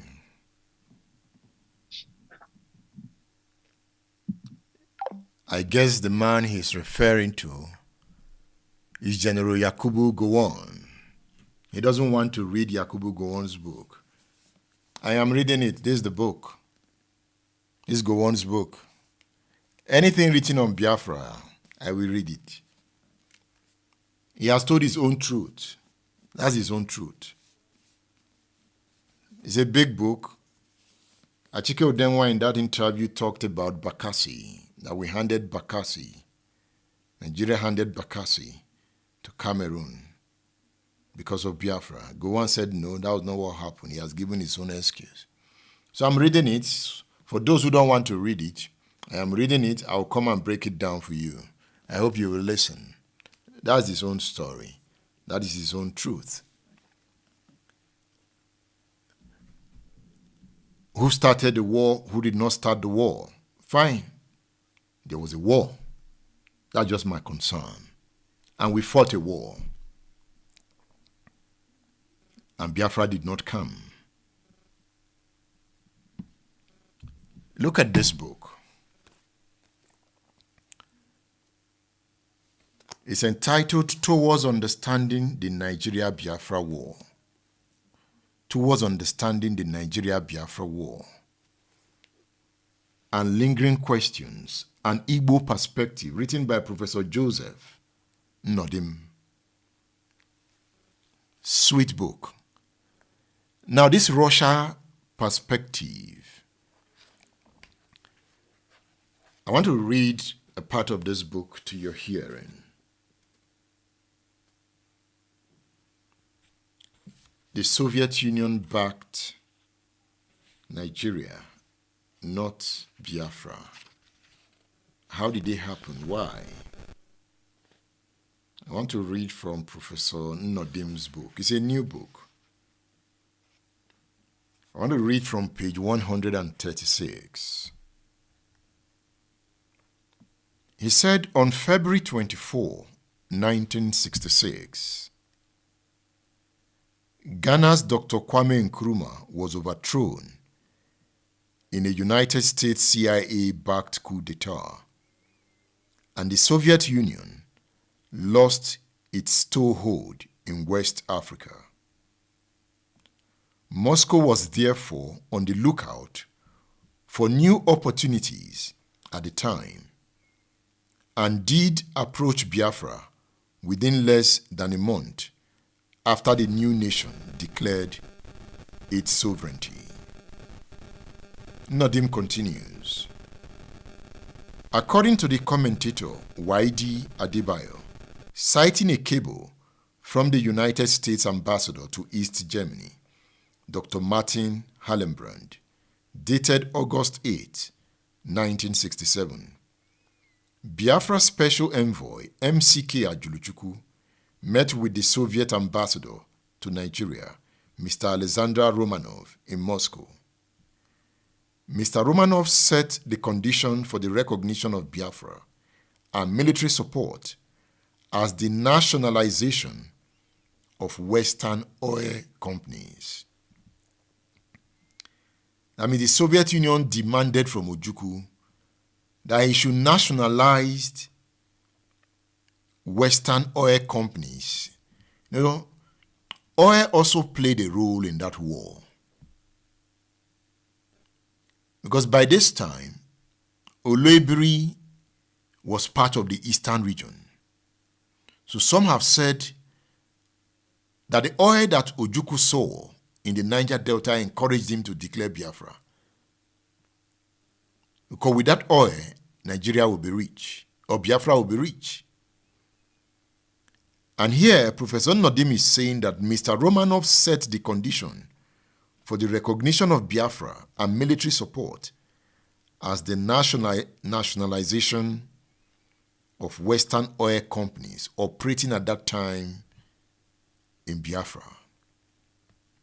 The proposition was conveyed to General Ojukwu, who was reported to have responded that Biafra did not have the funds to pay compensation, and so no deal was made. A few weeks later, Nigeria's Information and Labor Commissioner, Chief Anthony Enahoro, traveled to Moscow and signed a cultural agreement at the Kremlin. And that was how the Soviet Union backed Nigeria. You can find this book. It is detailed. It's a detailed book, well researched. I've interviewed Professor Nadim. I have not released the interview yet. I will release it soon. We discussed this book. The line is still open. I'll take one more call before I go back to the Ahiara declaration. I can also play you, look at this speech by Ojukwu. Let's listen to it. The inordinate ambition of the Hausa Fulani oligarchy to continue to dominate the whole of what was formerly the Federation of Nigeria, the unrealistic desire to acquire the wealth and resources of Biafra while rejecting their people, drove Gawan and his clique towards unleashing a costly war to attain the unattainable, the subjugation of this young but promising republic. Even with the vast resources of the former Federation of Nigeria, with which to prosecute the war, even with the active collaboration of those international opportunists, Britain and the Soviet Union, an unholy alliance of vested interests, even with the attempt to subvert our government by suborning some of our highly placed military and civilian personnel, an attempt which was foiled at the nick of time, Gawan has failed to make good his boast to crush Biafra, a campaign which he bragged would only take 48 hours to accomplish, has now dragged on for almost 5 months and will drag on for as long as it takes Gawan and his clique, both Nigerian and others, to realize that nothing can shake the will or crush the spirit of a determined people. So a lot of people will say, but you were leading the first one. Yes, I led the first one. and I will. As you are aware, the people of the former eastern region of Nigeria had believed, as if it were an article of faith, in the concept of a united Nigeria. No section of the then Federation of Nigeria had worked as assiduously for the attainment of this ideal as did Eastern Nigeria and her people. No section had made as many and varied positive contributions towards the realization of true unity. Having over the years spearheaded the movement for closer union, having demonstrated our faith in Nigeria in concrete terms by allowing our sons and daughters to sojourn in other parts of the country, thereby contributing tremendously to the development of such areas to the neglect of our own, it was a hard decision for us to take to opt out of a federation in which we had invested so much. But we had no real choice. State Affairs with Edmondo Bilo is live. Over the years, our erstwhile compatriots had made it clear in unmistakable terms that they did not want us in the Federation. Since the 1950s, our people were expropriated and discriminated against in parts of Nigeria other than their own. Self-preservation is probably the strongest human instinct, and it is this that has compelled the harassed and persecuted people of Eastern Nigeria to seek refuge in their own home and amongst their kindred. State Affairs with Edmondo Bilo is live. Stay tuned. Instead of accepting the fact and the truth which they know, that they forced the people of the former Eastern region out of the Federation, the Nigerian aggressors have been attempting to dupe the world by claiming that we seceded in order to keep our oil wealth to ourselves. You all know that in spite of our oil and other resources, the former Eastern Nigerians were always the greatest advocates of unity. General Ironsi, himself an Easterner, was murdered by the northern Nigerians because of his determination to unify the country. For a people who have made such great sacrifices and abandoned their most valuable investments in Nigeria in quest for safety, this is the unkindest thing to say.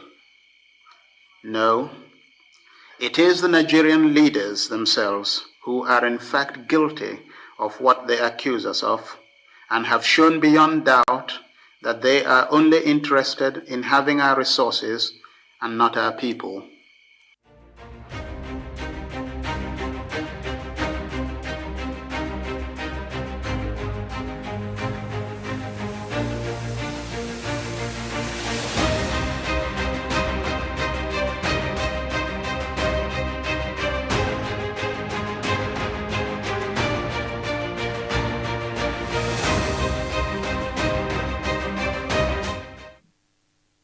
Okay, let's take more calls. Hello, good evening. Hello, good evening. Good evening, Mr. Bilo. Welcome to State Affairs. Thank you very much. My name is Gabriel, and I'm a Nigerian. I just called to make a little contribution, because it was just until recently I started watching videos. Hello? I'm listening. Yeah. Until I started watching your videos on YouTube. And I, first of all, want to commend you for all the work, the group work that you're doing for the country.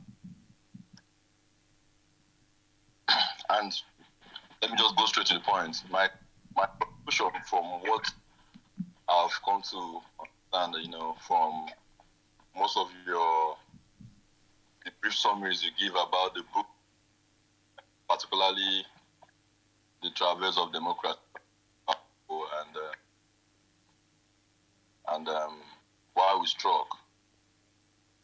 think you've made it emphatically clear that that's the two books that we'll be following, to really understand Nigeria's history.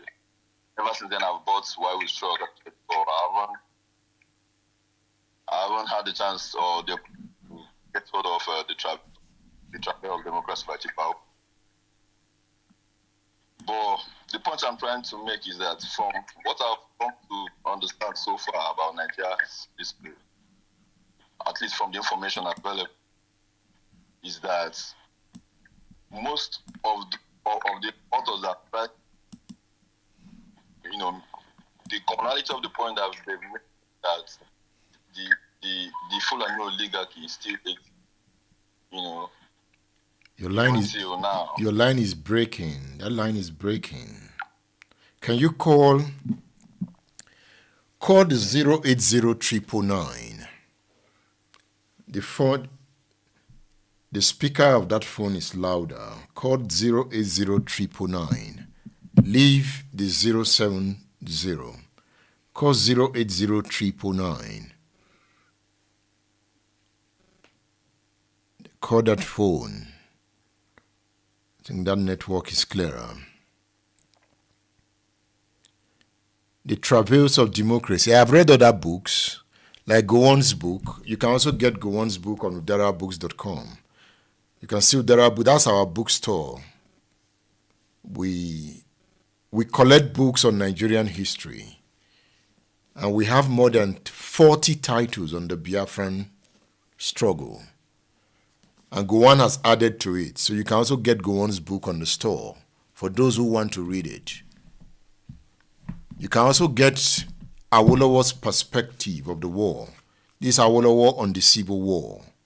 Awo on the Nigerian Civil War. And I've looked at this in a short documentary, but I will dwell on it in a long program. This is another classic. Ojukwu, Exile, Diplomacy and Survival by Kana Ayoesinulo. He was Ojukwu's PA. He was later arrested by the Nigerian government while running errands for Ojukwu after the war. I have interviewed Kana Ayoesinulo. You'll find that interview on my YouTube channel. And as you watch this program, there's something I ask of you. Can you please share as you are watching so that we can attract more persons into the class? And most of the callers have been Igbos. Does it mean other tribes are not interested in the Civil War question? So you can share. If you're on YouTube, I appeal to you to copy the link and distribute. Because my idea is to grow the program. Listen to a broad spectrum of opinion. And the best way to do it is through sharing. As you share on Facebook, as you share on X, on YouTube, we'll bring more persons into the loop. And I also advise that we read books on the subject. We read books on the subject because it gives us a broader perspective. For me, I don't choose who to read. Once I heard that Gowon released an autobiography, nothing was going to stop me from reading it. When it comes to reading, I don't have any bias. I can read any book, even by the devil. I want to hear what the person is saying. It is now left for me to give it my own interpretation. I don't expect Gowon to also write a book that will fit into the Igbo perspective. No, it will fit into the Nigerian perspective. So I hear Igbo people saying, he lied. He lied. What do you expect? He will speak the Nigerian perspective.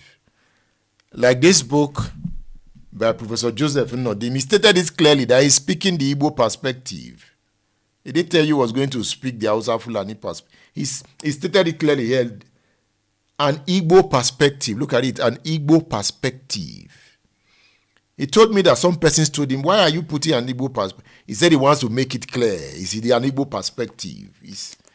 And that's how to write. I am reading this book now. There's this book.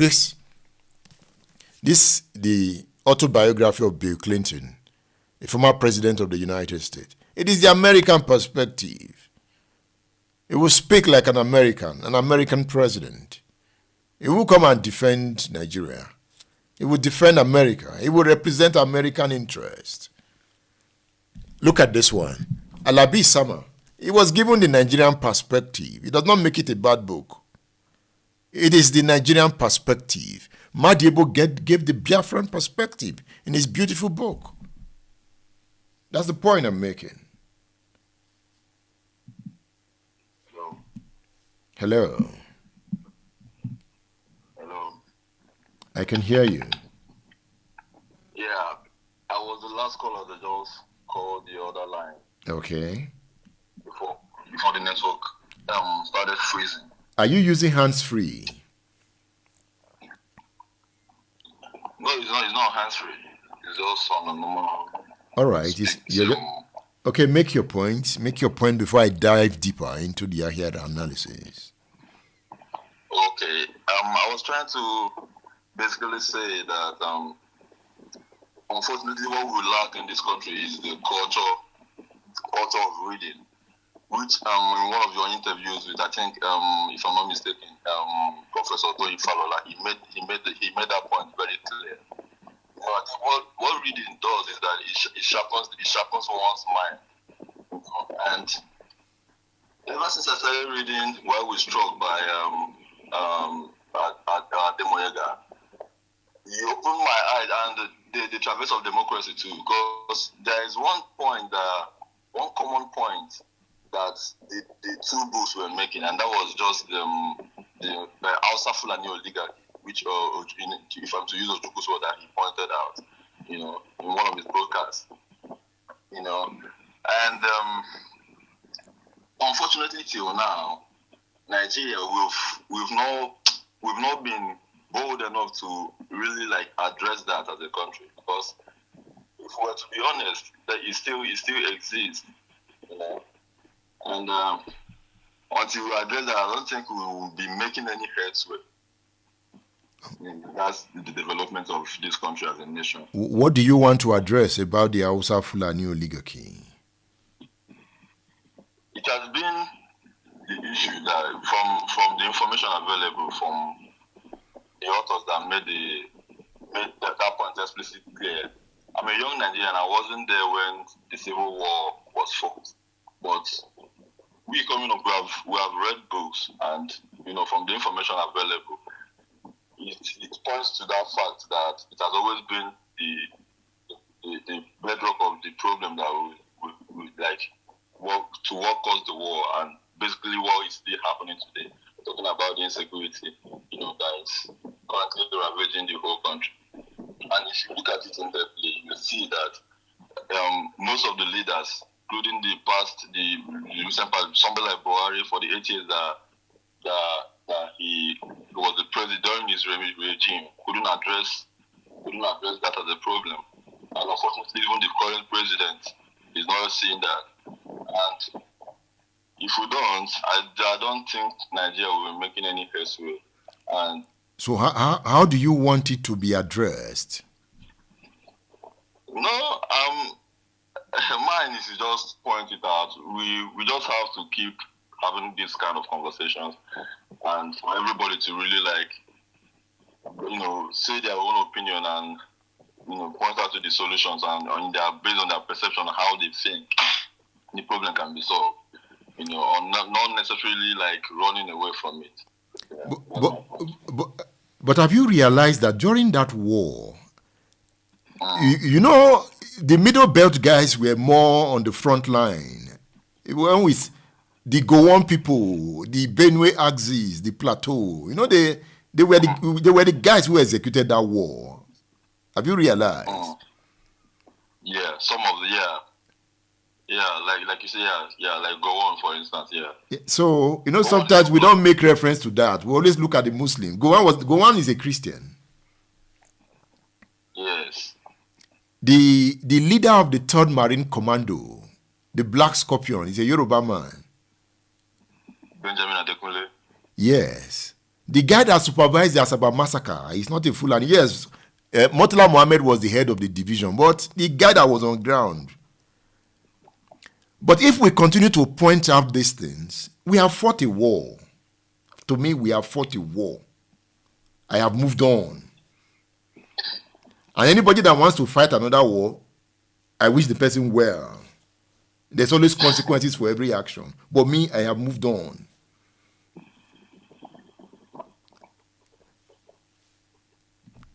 Thank you. Thank you for the call. God bless you. Thank you, man. Okay.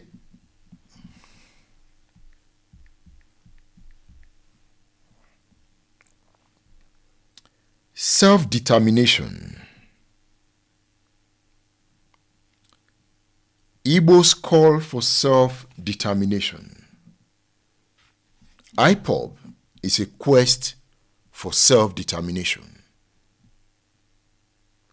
And self-determination also takes different forms. It doesn't necessarily mean that you must get your own country. There was the Aburi Accord. In the Aburi Accord, Ojukwu was not discussing for the state of Biafra. He wanted a more autonomous Southeast. That is also self-determination. So when we talk about self-determination, it's not just about getting your own country. Now we are talking about state police in Nigeria. It's a form of self-determination. That means each state, like Imo, can say, I want to have my own police to protect my people. That is a level of self-determination. So I need to point that out. Self-determination does not mean you must have your own country. We have Tanzania. Tanzania is made up of Tanganyika and Zanzibar. That's what we have as Tanzania. Zanzibar is a smaller part of Tanzania, but they are somehow autonomous. The constitution of Tanzania protects them from the majority. That's self-determination. Resource control is also self-determination. So what did Ojukwu discuss in the Aburi Accord? There are some Igbo persons who don't want Biafra. But they can say, we want a southeast region that can control its own resources and only pay tax to the center. Ojukwu wanted a southeast that would control its own army, then cooperate with the center. That was part of the terms of the Aburi Accord. And when Gowon reneged on the accord, Ojukwu said, on Aburi we stand. At that point, Ojukwu did not envisage the state of Biafra. The state of Biafra came in later as the last hope of survival. Let me give you a brief history. Nigeria declared war on Biafra on the 6th of July, 1967.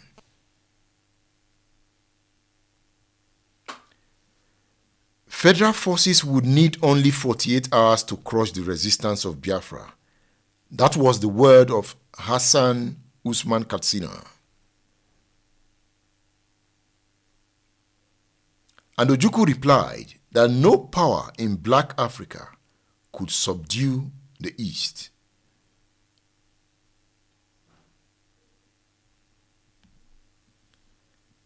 Biafra, remember, Biafra also had some supporters.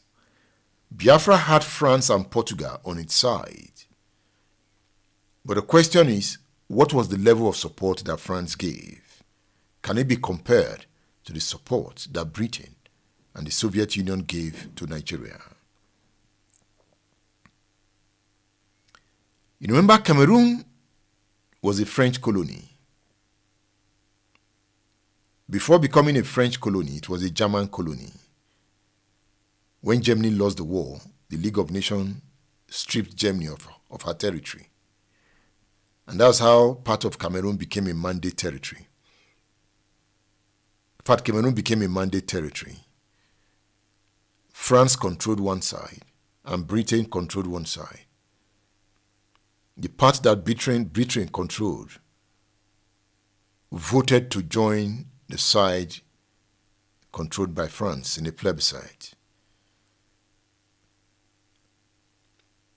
And the part of France, of Cameroon, that was controlled by Britain, a part of it also voted to become part of Nigeria. That's part known as Adamawa today. Adamawa used to be Gongola. Adamawa, Taraba. Especially Adamawa. That's why sometimes they will say, Atiku, your father was from Cameroon. That was part of Cameroon. But when the plebiscite was organized, they voted to be part of Nigeria. Why the side that is Bakassi, that's known as Southern Cameroon today, was part of Nigeria, but they voted to join the French Cameroon. Today they are fighting for self-determination. They want the Ambazonia Republic, and there is a war going on in Southern Cameroon. So Cameroon did not follow the path of France. And in this book, Nnolim said that because Cameroon supported Nigeria, they were compensated with the Bakassi Peninsula. Gowon said that was not what happened. I've read that part of Gowon's book.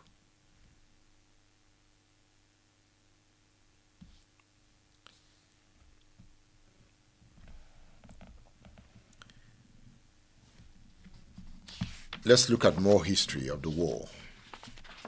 I'm just looking at my notes on the war. I have notes on the war, my personal note written with my pencil. This is my note on the war. Anything I read about Biafra, I just jot it here. Because I'm a student of the war.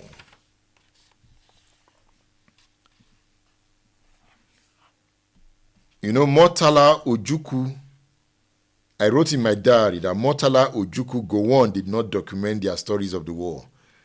Now Gowon has documented his story of the war, so I will remove his name from the diary.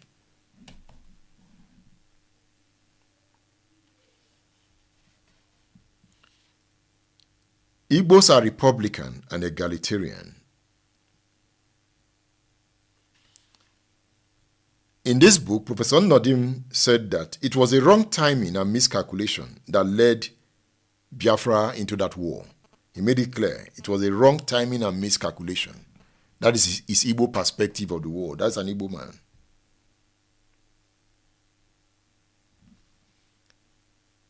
Remember that Ojukwu constituted a 335-member consultative assembly. At that time, the East had 29 administrative divisions. At the inaugurative meeting of the Consultative Assembly, which was held on the 31st of August, Nnodim said Ojukwu was pushing for Biafra. But there were some other wise voices who said, no, let's not go for Biafra.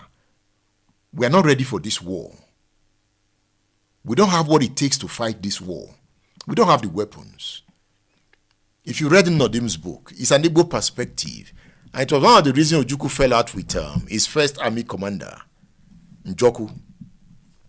Because somebody like Njoku, who was even senior to Ojukwu in the Nigerian army, was telling Ojukwu, we don't have what it takes to fight this war.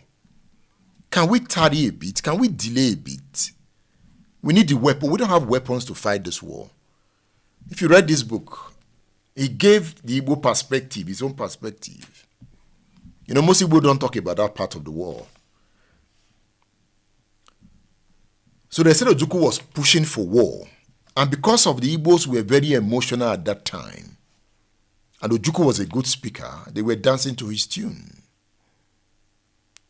And Dr. Okoye Arigbo suggested the reorganization of the divisions of Biafra into 20 in conformity with ethnic and linguistic affinities. There were also the linguistic question in Biafra.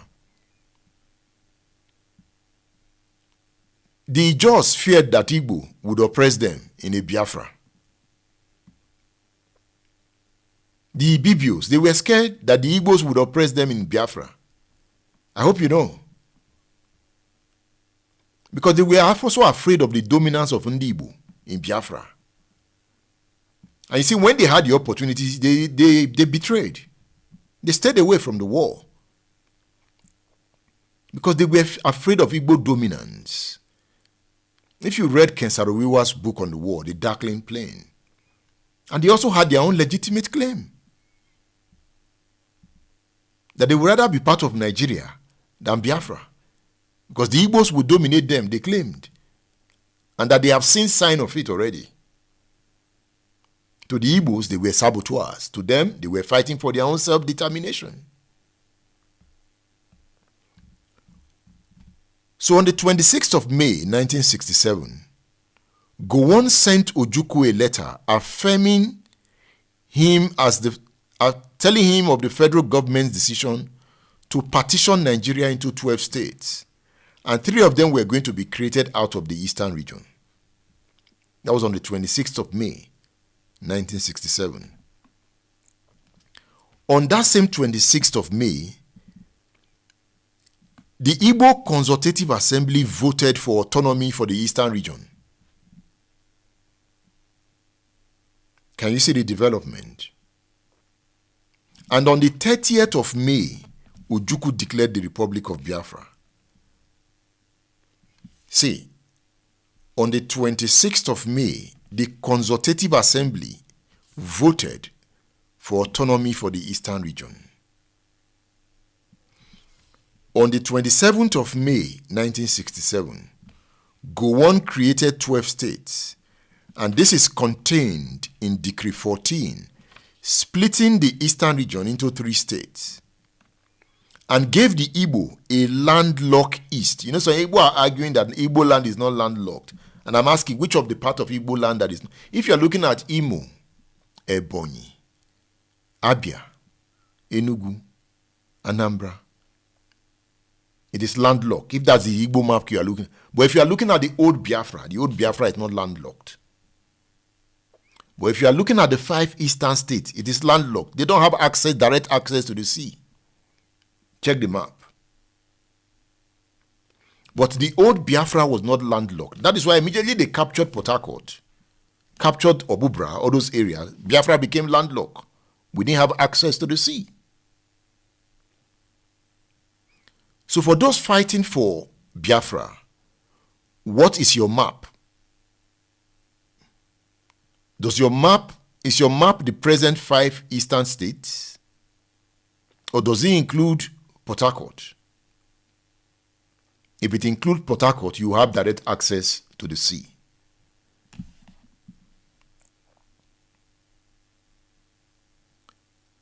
The West and the Midwest were not carved up. They only carved up the eastern region and the northern region. And Biafra was declared on the 30th of May, 1967. It was named after the body of water, the Bight of Biafra. You know that Bight, because of that war, they renamed the Bight of Biafra. You won't find the Bight of Biafra now, they renamed it. It was named after the body of water, the Bight of Biafra. The body of water between the Niger Delta and Cap Lopez in Gabon. That is where Biafra got her name from. Do not forget, Isaac Adakaboro and his Niger Delta Republic was declared on the 23rd of February 1966. So it was the Niger Delta that first declared a republic in Nigeria. The guys, the Jaws, when they saw the oil in Olobiri, so they wanted their own country. And Isaac Adakaboro led that rebellion. But what is interesting is that it happened during the reign of Aguiyi Ironsi, an Igbo man. Aguiyi Ironsi said, you want to break up Nigeria? Are you okay? This is an Igbo man. Aguiyi Ironsi could not take it. So Aguiyi Ironsi ordered the 1st Battalion, Enugu, that was commanded by Major John Obienu. It was Major John Obienu that crushed the Niger Delta Revolution for a country. It was an Igbo man that crushed the Isaac Adakaboro Revolution. Could that be the reason that the same Ijaw people said, no, we cannot be part of Biafra. They have crushed our revolution before.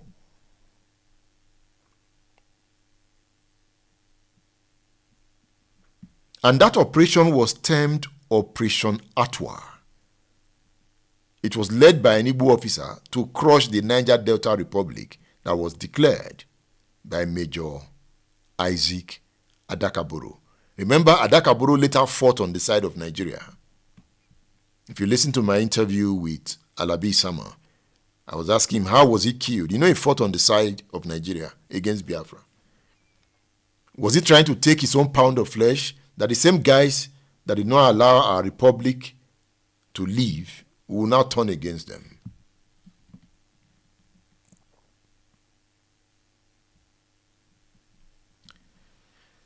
Professor Nodim is saying in this book that succession was encouraged by the oil in the Niger Delta.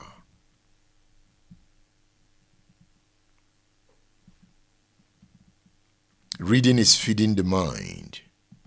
Feed your mind. Someday I will publish my note. I have about 3 of these notes, or 4. I think I have about 4 on the Biafran question. I just jot them. I will publish them as jottings.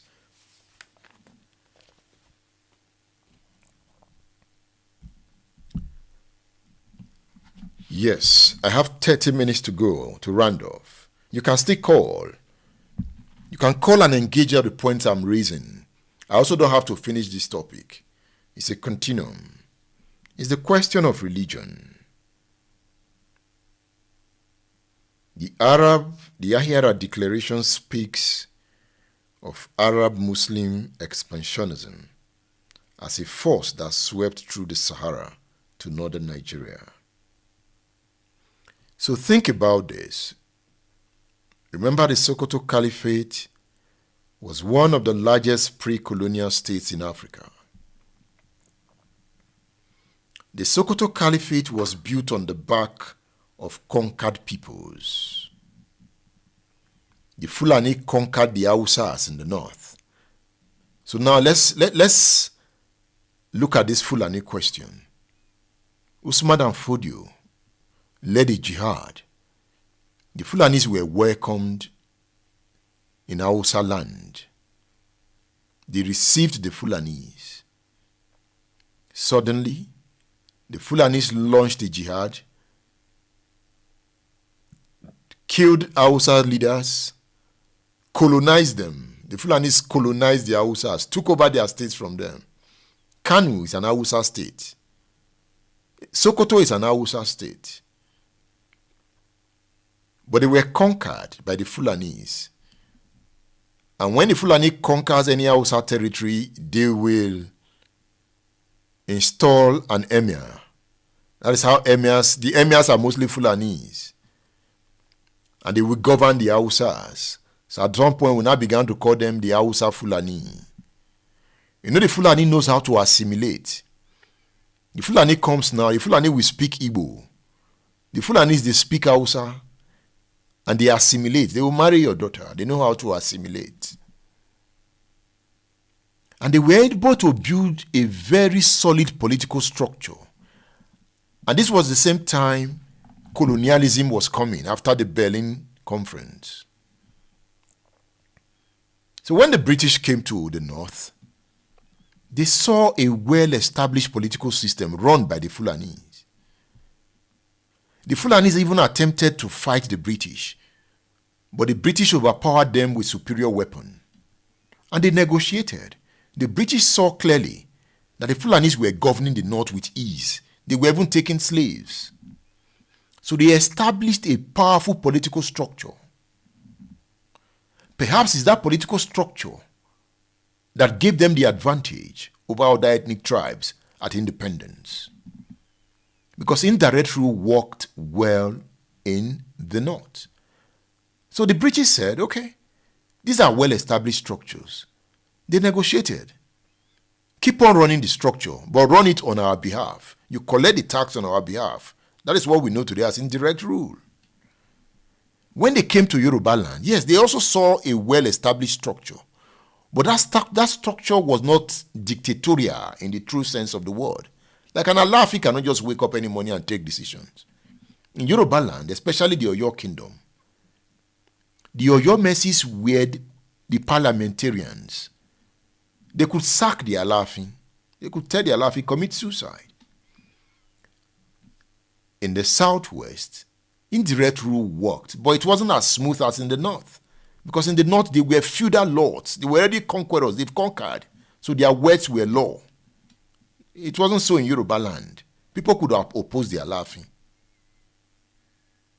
So you would say indirect rule partially worked in the southwest. In the east, they were not established government at that level. They were mostly village governments. Ndiozo, village leadership, community leadership. There was no central command in Igbo land.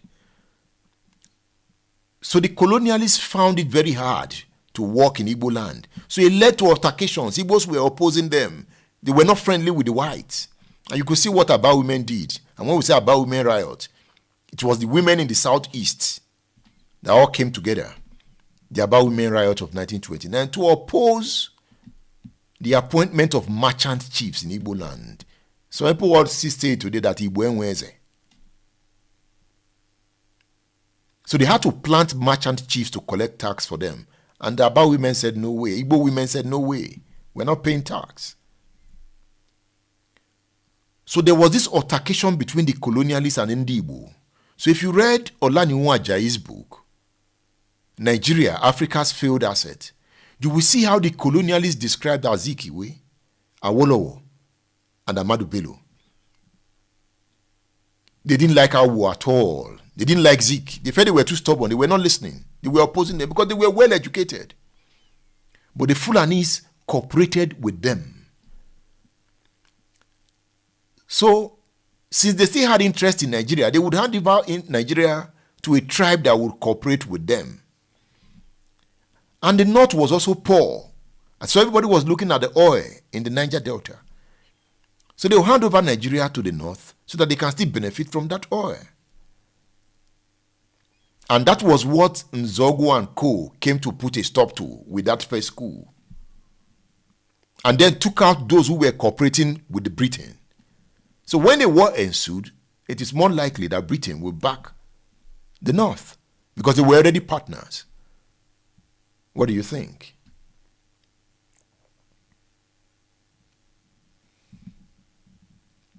You can call. I'm going to round off soon.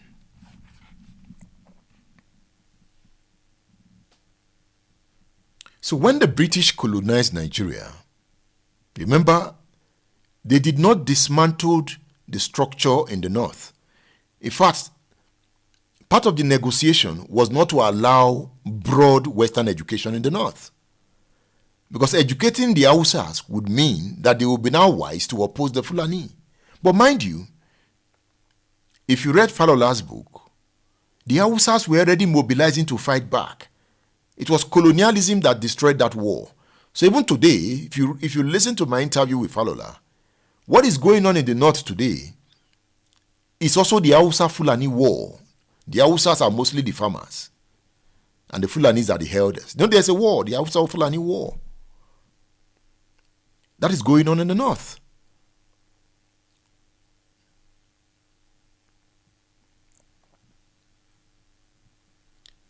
The British did not dismantle the northern structure. They partnered with it. The indirect rule system meant that the emirs kept their power. The north remained largely untouched by Western education. And when independence came in 1960, the political arithmetic meant that the north would dominate. For the Igbo, this was a catastrophe dressed as a nation. They had embraced the West. They had become modern. And yet the West handed power to the feudal, theocratic, pre-modern forces of the North. The Arab-Muslim expansionism that had conquered the Sahel centuries earlier was now conquering Nigeria. Through the ballot box, through population statistics, through the cynical calculations of departing colonial powers.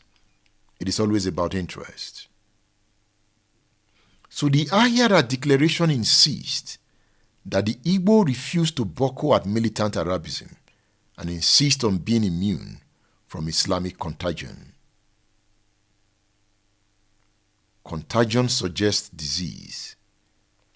It suggests contamination. It suggests that something pure is being threatened by something corrupting. I remember when Azikiwe and co went to school, most of them went to America, to school, not Britain. Remember names like Mbonu, Ojike. I wrote their names somewhere here.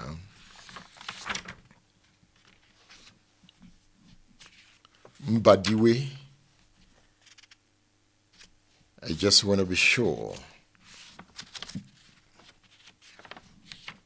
I listed the names of Ndibo. The prominent ones at the beginning that went to school in America. You have Eyo Ita, Benjamin Azikiwe, Mbono Ojike, Kingsley Mbadiwe, Nwafo Orizu.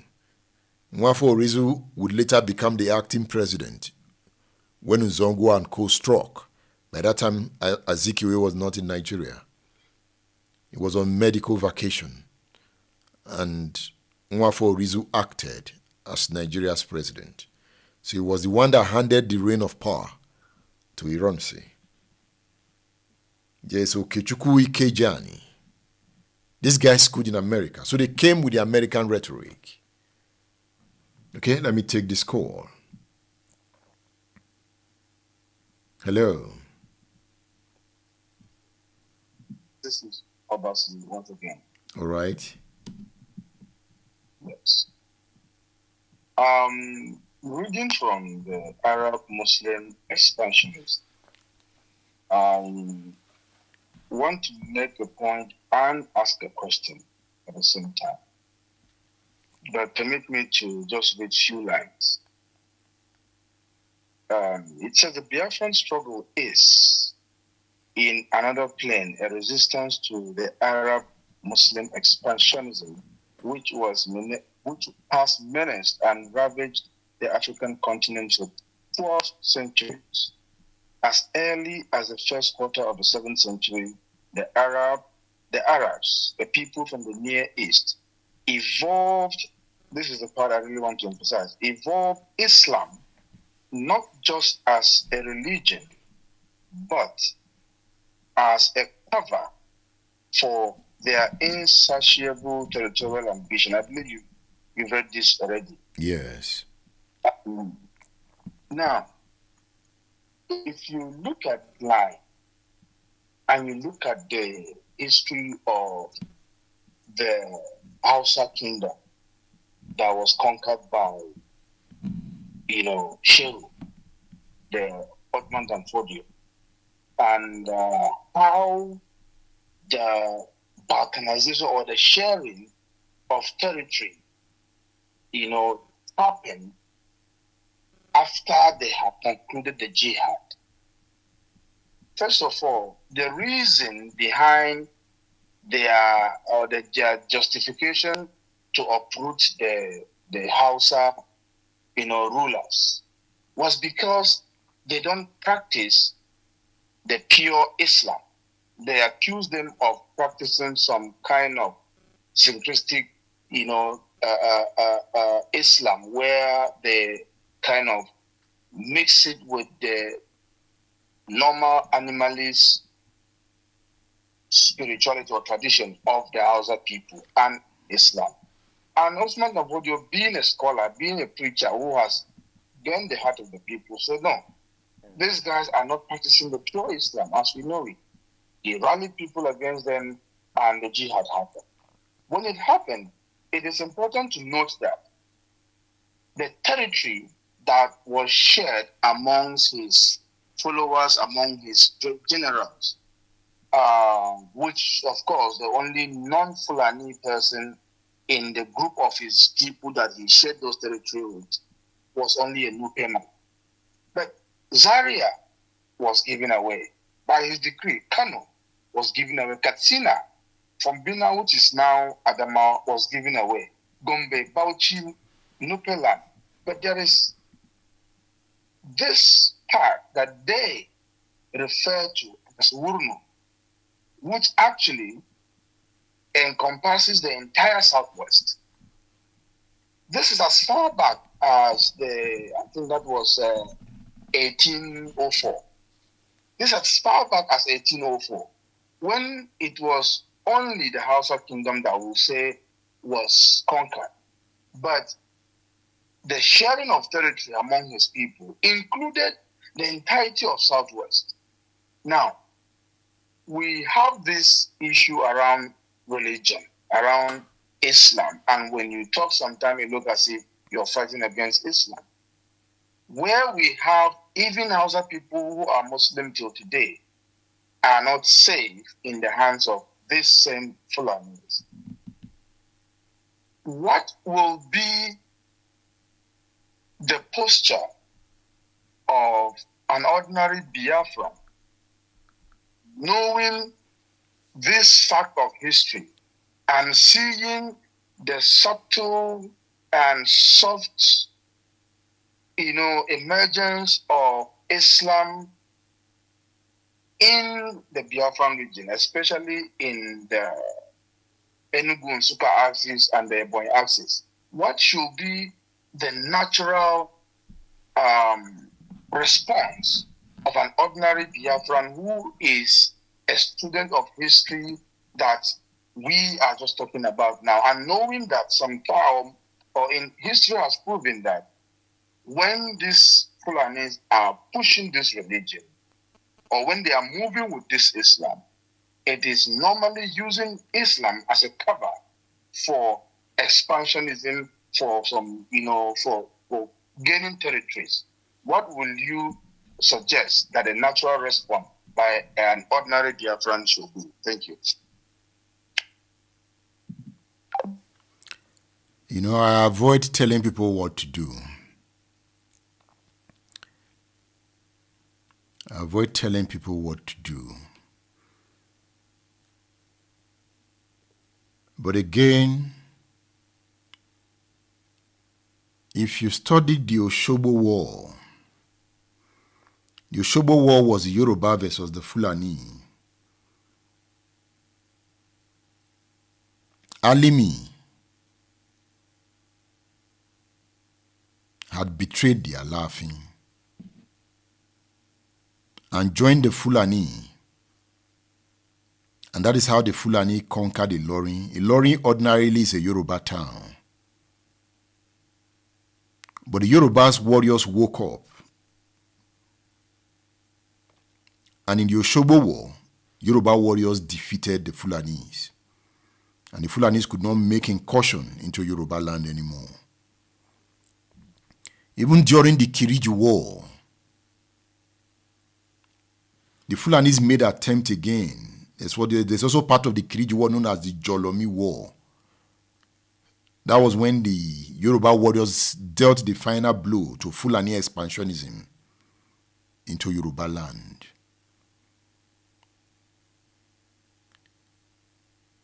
And the Igbos used the war as their own way to say no to Arab Muslim expansionism, as shown in the Ahiara Declaration. Is that expansionism still intact? Could that be the reason IPOB established ESN? So the ball is in the court of the people who feel they are threatened. They can always defend themselves. But is that possible in this century? As we have seen in the Middle Belt, they are conquering territories. What has that given birth to? There are also Middle Belt militias who are now resisting. They are fighting back. Will Nigeria break into another civil war? due to this expansionism? So the question I'm going to raise here, was the Igbo position racist in the Ahiara Declaration? Was it anti-Muslim? Was it xenophobic? Or was it a rational assessment of power dynamics in a deeply unequal federation? The Igbo were not objecting to Islam as a faith. They were objecting to the fusion of religion and state power that had dominated northern Nigeria for centuries. You know, Awolowo was the first politician to fight this. Awolowo kept attacking Ahmadu Bello. If you read his book, read Awolowo's books. I know many Igbos also have their disdain for some aspect of Awolowo's politics. But for me, as a researcher, I read everything and then form a better opinion of people. You know, if Awolowo was alive today, after the war, if you asked him, would he have joined Nigeria to fight Biafra? Perhaps he might have a different answer. But how come Ojukwu said Awolowo was the best president Nigeria never had? Is there something Ojukwu know that we don't know? Ojukwu said Awolowo was the best president Nigeria never had. You know, in his book, he set out to fight against Fulani feudalism. He stated it clearly, the concept of feudalism. He must destroy it. And that was why they sent him to prison. I hope you know.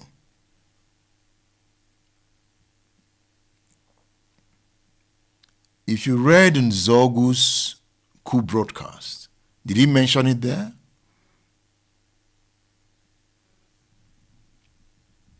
The Igbo were not objecting to Islam as a faith. They were objecting to the fusion of religion and state power that had dominated northern Nigeria for centuries. The emir is a monarch, the emir is a leader. He's also a political leader. The emir was both a religious leader and a political ruler. His authority came from God, not from the people. So it was totalitarianism. And this model the Igbos feared was now being imposed on the rest of Nigeria. At independence, remember that the North controlled the federal government through the NPC, Northern People's Congress. The Prime Minister was from the North, and the census figures that determined parliamentary seats were systematically inflated to ensure Northern dominance. For the Igbo, this was not democracy. This was demographic tyranny, and it was the triumph of numbers over merit. It was the kingdom of the emirs, expanded to continental scale. And here,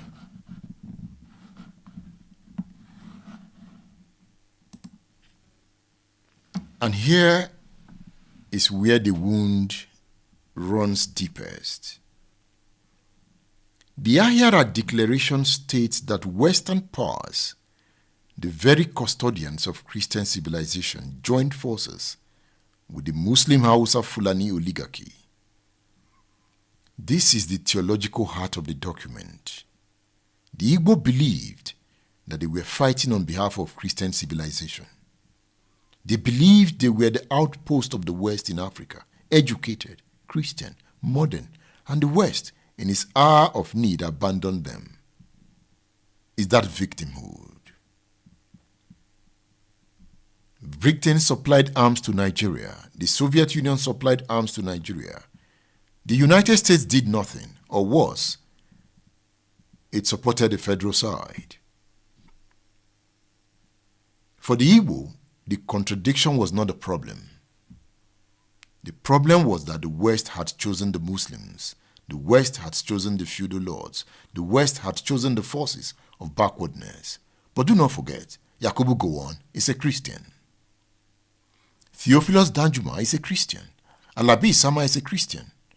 They are not Hausa Fulanis. They led the war.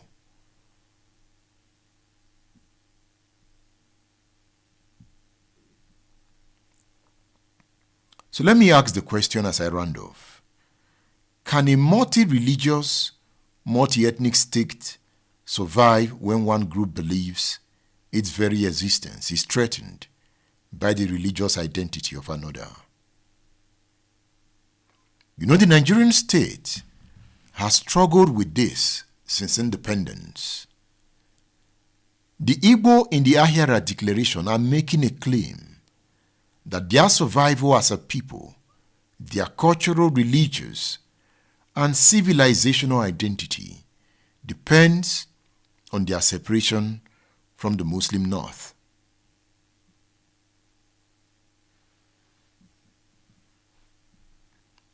But there's another side to this question.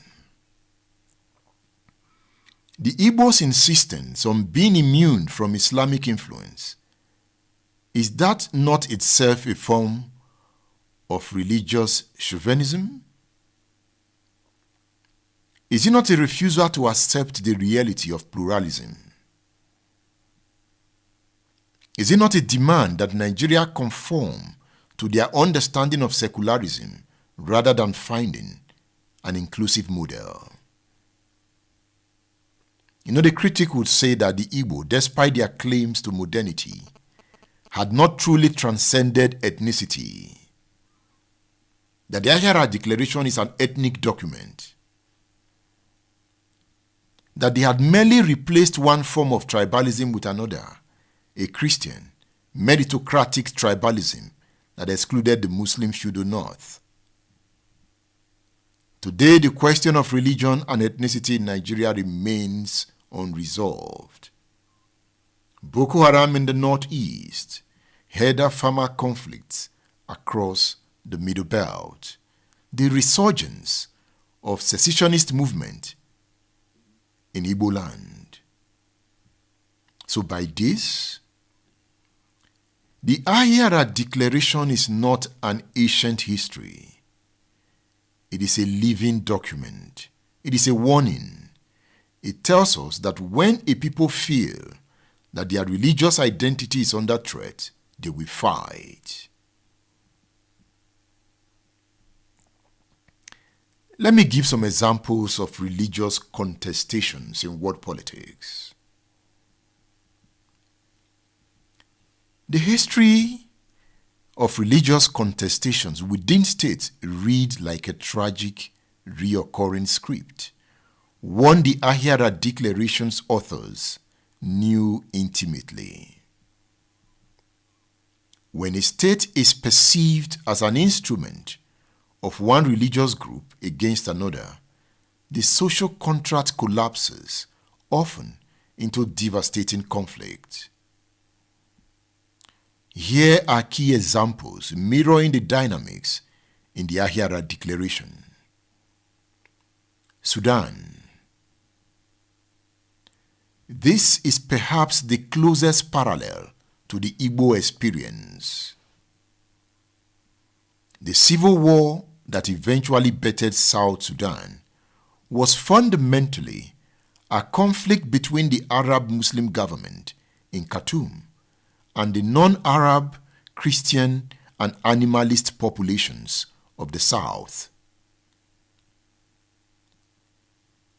The government's push to impose Islamic law nationwide was seen not as a policy, but as an existential threat by the southern regions of the old Sudan. The conflict was further fueled by the perception that Sudan was a vehicle for Arab-Muslim expansionism into the Christian South, and the Ahiara Declaration warned against that. But here, South Sudan fought for more than 20 years and succeeded and became a state. Why did Biafra collapse within 3 years? What did South Sudan do well that Biafra did not do well?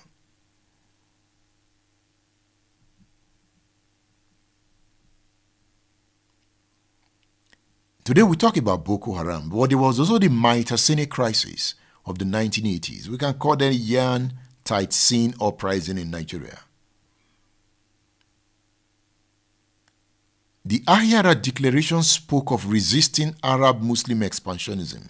Within Nigeria itself, this fear found violent expression in the Yan Taitsin uprisings of the 1980s.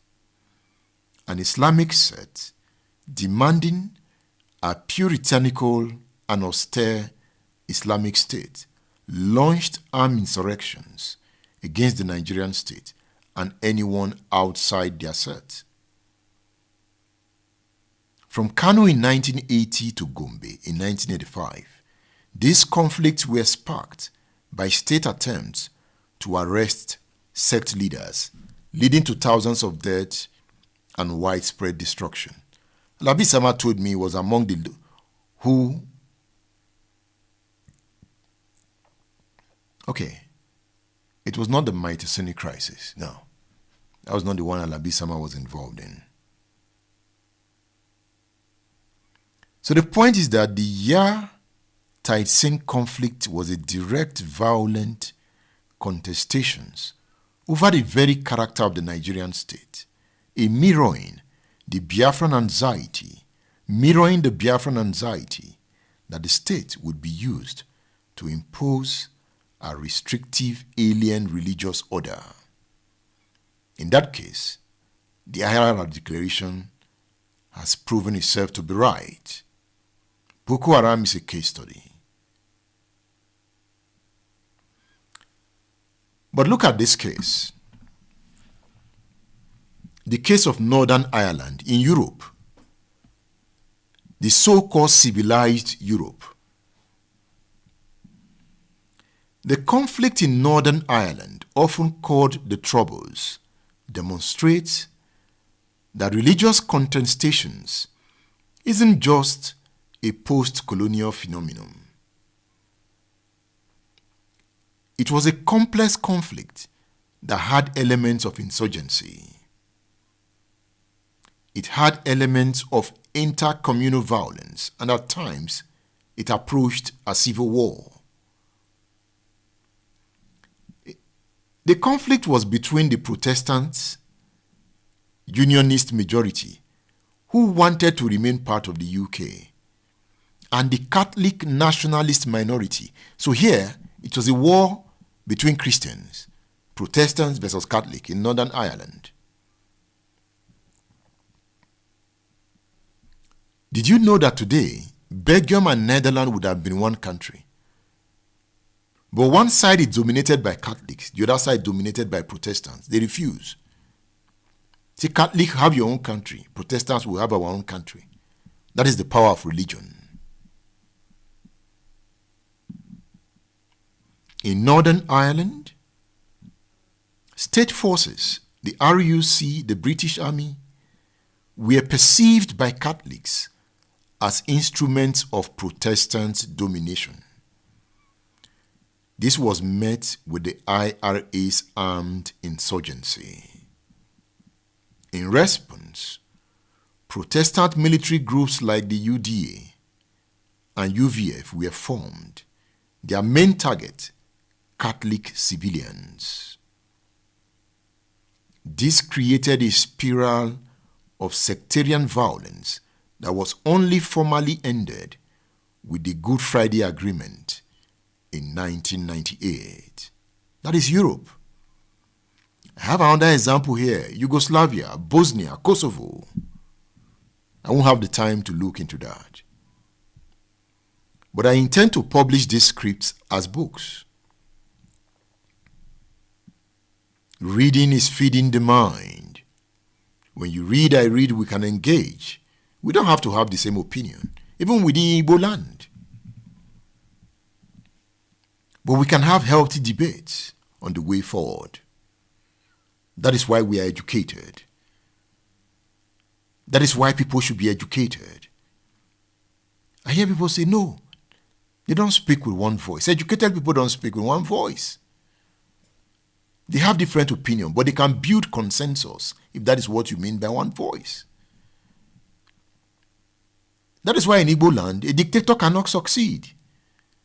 Because every Igbo man is powerful. You can see the last edition, the way some IPOB members were taken on Kanu, I was even surprised. I say, how? I thought Kanu was a god. But that is the spirit of an Igbo man. He can oppose. That is why they are egalitarian, they are republican, they are cephalous. And that is why you can hardly have a central leadership in Igbo land, except the person is so charismatic that his charisma will convince majority to follow. But you will still have those who will oppose him. And that is what you find in educated societies. Opposition does not mean hate.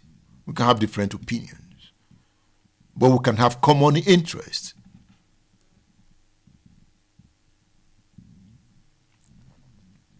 Let me round off with Pakistan and Yugoslavia. It's one example I cannot leave out.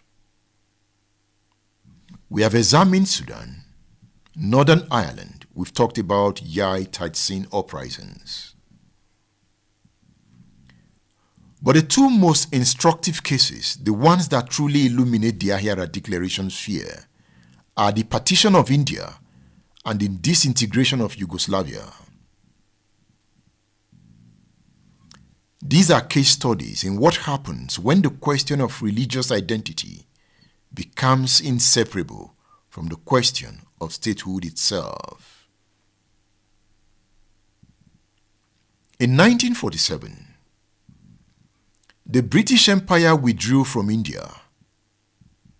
What followed was the largest forced migration in human history. Perhaps 15 million people were uprooted in that migration, and somewhere between 500,000 to 2 million people died. What happened? The independent India that was born in 1947 was dominated by Hindus. They were also Muslims. And when we talk about Muslims, we're talking about more than 100 million Muslims. The Muslims feared that if they stayed with India, in India, the Hindu would dominate them. So they refused to accept independent India. They wanted their own country. And to achieve that, it meant that millions of Muslims were migrating from the side dominated by Hindu, crossing over to the side dominated by Muslim, that is now Pakistan. They could not imagine they would live under a Hindu-dominated India. So it led to migration from Hindu side to the Muslim-dominated side, that is now Pakistan. And they declared their own country.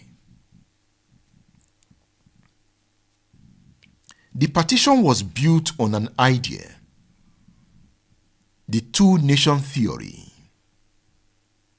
This was the argument that Hindus and Muslims were not merely different religious communities, but separate nations, each with their own civilization, their own history, their own destiny.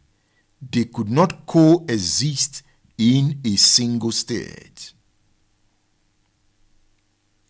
Muhammad Ali Jinnah, the founder of Pakistan, put it bluntly, I quote, "We are a nation of 100 million, and what is more, we are a nation with our own distinctive culture and civilization, language and literature, art and architecture, names and nomenclature, sense of values and proportion, legal laws and moral codes, customs and calendar, history, traditions, aptitudes, and ambitions." End of quote. This was the declaration's premise. Religious identity was not just private belief. It was the very fabric of nationhood, so don't take it for granted. The Ahiara Declaration mirrors this logic almost exactly. The Igbos saw themselves as a distinct civilization, Christian, egalitarian, modern, threatened by absorption into a Muslim-dominated state.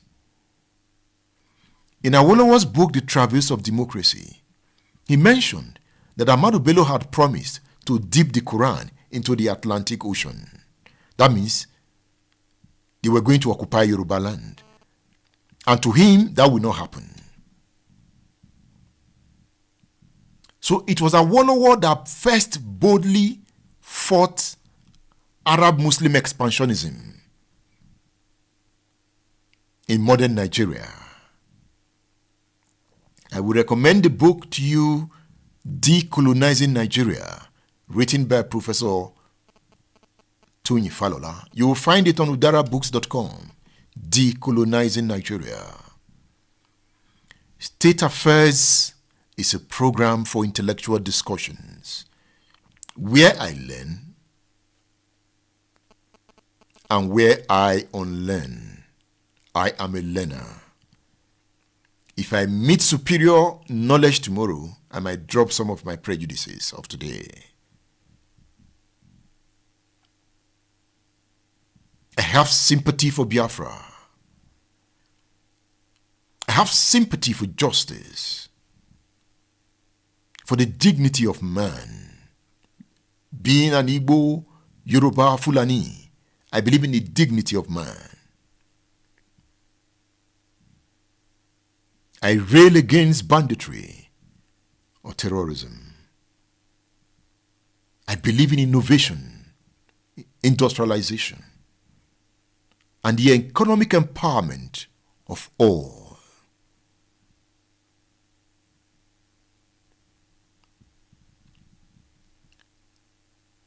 Now, something happened in Pakistan. They didn't want to be dominated by Hindus, right? So they formed their own country of Muslims. See, let's go into it. Pakistan was the proof that the fear of religious domination can be rational or irrational. If the Muslims of India could demand a homeland based on religious identity, why not the Igbo? But here is the complication. Pakistan's creation did not solve the problem of religious contestation. It merely displaced it. Within Pakistan, the Bengali Muslims of the East were systematically marginalized by the Punjabi-dominated West. Muslim now.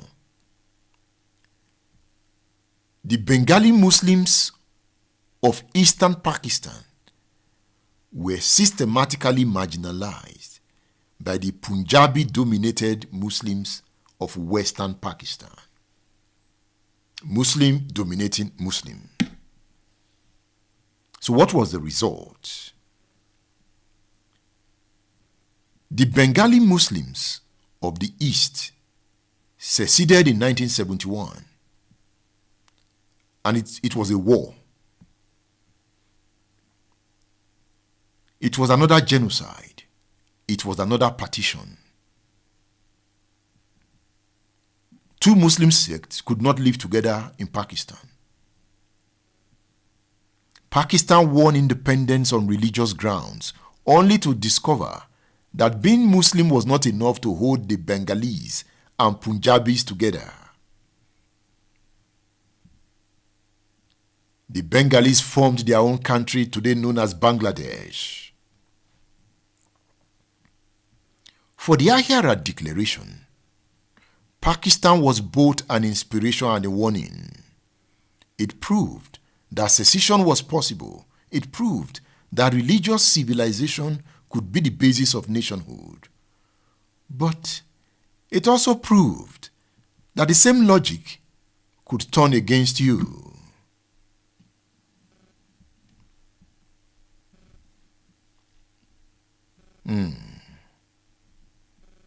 India chose the opposite path Instead of partition, it chose secularism, though of a distinctly Indian variety. Okay, I'll take this call. Please make it brief as I'm about rounding off. Hello. Thank you, Mr. for letting me in. My name is Master CJ. I am coming in to ask questions, given what you said about the formal conclusion or formal ending of the Northern Ireland crisis. I want to ask you, if you can, answer the question, has Biafra been formally ended? That's number one question. If religion played a big part in all of these crises, including the ones you enunciated afterwards, and continue to say before I called, including the Kosovo crisis and then the rest of them. Today, religion is a big part of the crisis in Nigeria. And you could hear Ojukwu from the tapes you played mention the Fulani oligarchy, who also came in or tried to penetrate in using religion. Even though you said most of the generals or most of those that fought on the part of Nigeria were all Christians. But today, it's crystal clear that religion is a big problem in Nigeria, and the Biafrans can never function under that kind of arrangement. So for you, do you think it's something, or it is a marriage that will continue to last forever? That's my question. Thank you. Okay. Should we organize and arrange for a formal ending of the Biafran War and discuss it and know what to do going forward? Thank you. Thank you. You know, these are direct questions, and I avoid answering them.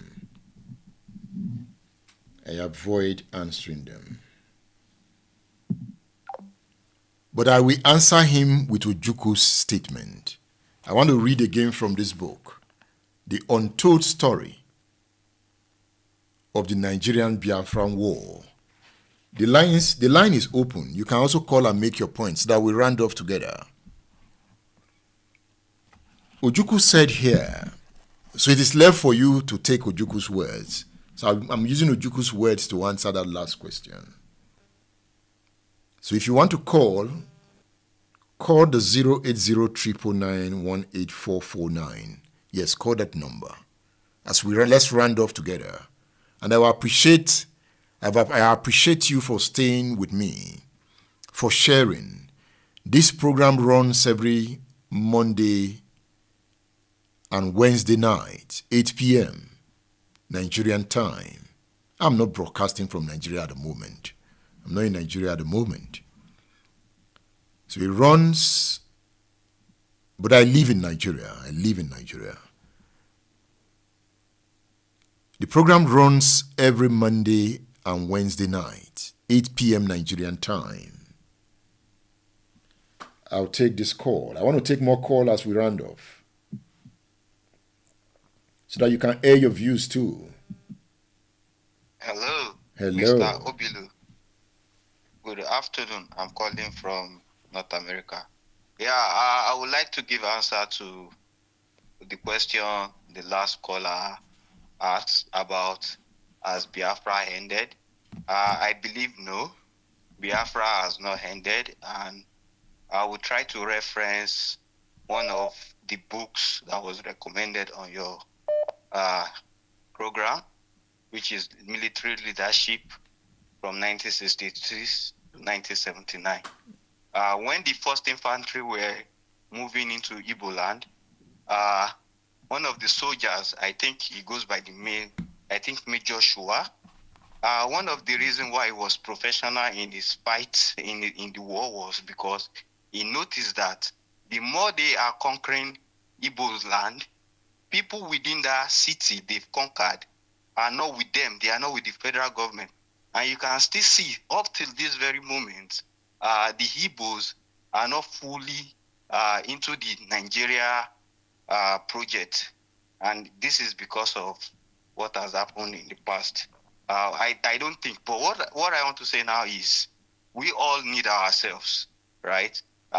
You can see what Awolowo has tried to do in the past, and you can see, if not that for some misunderstanding that happened, maybe the war wouldn't have happened. So I don't think Biafra is dead, but what we just need is, I think the problem is not religion. It is more of an ethnic. We don't trust ourselves. There's an ethnic suspicion. So we need to just first address that, and let's govern ourselves. So I think we should just find a way to come together and ask for restructuring in a way whereby we all are going to be a stakeholder, a participant in the project of the nation. So I don't think Biafra is dead. And I am from the Western region. I strongly believe in the project of Nigeria, but I think we should govern ourselves. I think that will make us move forward and move ahead as a nation, rather than we trying to just, not address what is causing the division and trying to just force us and say, let's go together. Biafra is not dead, because I also sympathize with what happened to the Biafra. But like you said, I don't also buy into the thing of victimhood. Like I used to tell my Eastern friends, I so much believe in I was hoping the Eastern region would be the one to liberate Nigeria, because they had a history. There's something uniting the Easterner. We are from the other region. We seems to be spoiled, so we don't really know. We don't know what it takes to fight for a nation. But the Biafran, boy, it's amazing to see some of the politicians are also found in scandals of siphoning the money meant for the Biafrans. So I'm just like, it's amazing that, but it's even in the West, the same thing applies, and up in the North, but we can come together and build a nation. So I don't think Biafra is dead, but the way we fight for it is what will actually determine whether it's a good cause or not. Thank you, Mr. Ovilu. Thank you. Thank you. I'm ready to take 2 more calls before we go. So who is that caller? Then I will use Ojukwu's words to round off.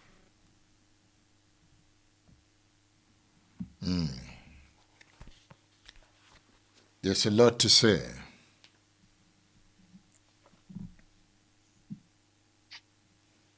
Hello.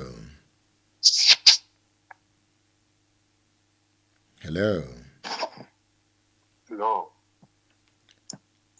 The ball is in your court. Hello. Mazio Obilu, good evening from here. Thank you. Good evening.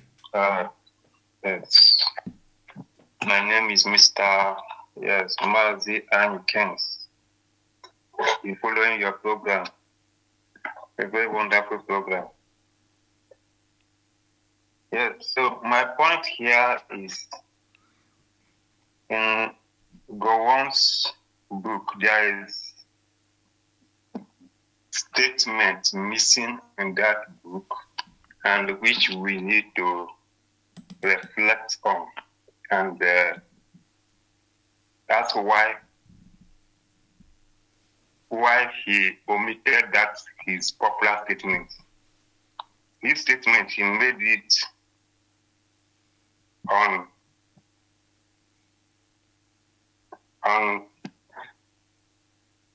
August 1, 1966, while assuming power as the head of state at the just 31 years old.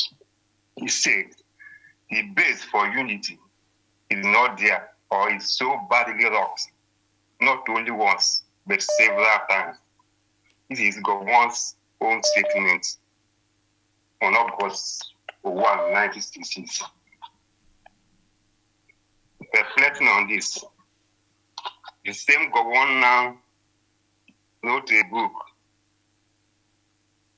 his duty of allegiance for unity of Nigeria. And I'm asking, do you think Gowon was very honest in fighting war for unity of Nigeria, which he himself knows that it was not workable? Now, going further, I think the Igbo question in Nigeria is something that is not going away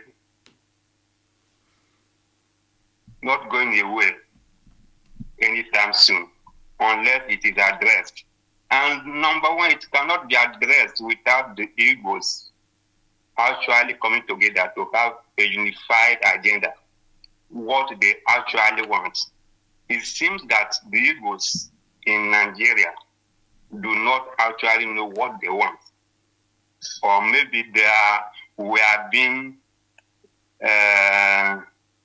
we put ourselves into self-pity. Oh, because of what has happened, we continue to pity ourselves and we refuse to take our position and pursue exactly what we want. Look at my own perspective. I'm just talking about based on the statement of Jack Gowon. Jack Gowon is someone that is believed to fight for the interest of the Northern Caliphate in the unitary system of Nigeria. Now he said there is no basis for unity. That time, because there seems to be an Igbo dominance in Nigeria politics. You understand? Now, in his agitation, he believes that there is no base for unity.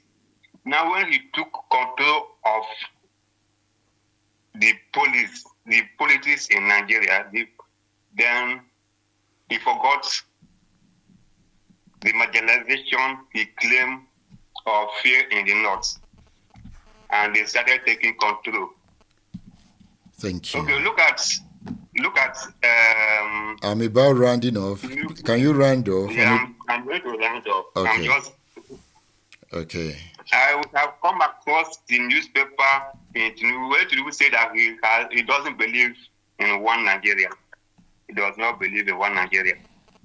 And today Tinubu is the president of Nigeria and he's fighting seriously to make sure that the Nigeria remain one. So the question is, what should an Igbo man, or the fate of an Igbo man, should we say, okay, because Nigeria is not workable, and we have seen that we have been short-sighted in the terms of affairs in Nigeria and abandoned to pursue our place in our position in Nigeria. To me, I believe that having Igbo agenda will solve this problem. When we have Igbo agenda, we can now have a healthy competition in Nigeria. You understand? Thank you. Why we fight for Biafra, just like the Fulanis. All right, we have to go now. We have to go now. I'm ready. I have to go now. All right. Thank you. Just like the Fulanis, just give me 2 minutes. The Fulanis have agenda in Nigeria, and in every of their politics, they have that agenda. Whether they are in the APC, they are in PDP, they are in Boko Haram, they have Fulani agenda, which is the dominance of Nigeria. Having Nigeria as their estate, you understand? So the Igbos should as well come together to have an Igbo agenda. Thank you. Thank you. Thank you. Look at what Ojukwu said here. In the statement he released on the 15th of January 1970. He said Biafra was born out of blood of innocent. He said Biafra was born out of the blood of innocents slaughtered in Nigeria during the pogroms of 1966. Biafra will ever live not as a dream, but as the crystallization of the cherished hopes of a people who see in the establishment of this territory a last hope for peace and security. Biafra cannot be destroyed by mere force of arms. I hope that answers the question of the caller that called to know my position. Now, this is my parting statement on this edition of State Affairs. I started by looking at victimhood, and I will end with victimhood. The Nigerian Civil War was a crisis that visited unspeakable horrors upon the Igbo people. Starvation as a weapon of war, the systematic bombing of civilian infrastructures, and the haunting specter of children dying with yellow eyes from kwashiorkor. To be Igbo post-1970 was to be a living evidence to genocide, displacement, and the no victor, no vanquished policy that felt to many like a forced healing. For a generation, the mantle of the victim was like an inheritance. Decades later, the Igbo man or woman possesses the capacity to dominate commerce, education, and enterprise across Nigeria and the diaspora. A persistent clinging to that 1970 narrative becomes an act of sabotage. The Igbo are renowned globally for their entrepreneurial and innovative spirit and their uncanny ability to thrive in alien lands. Yet, when a brilliant Igbo graduate blames the federal character principle for every career stagnation, or when a business owner attributes every failed venture to a Yoruba-Hausa conspiracy, they are handing over their agency to a ghost.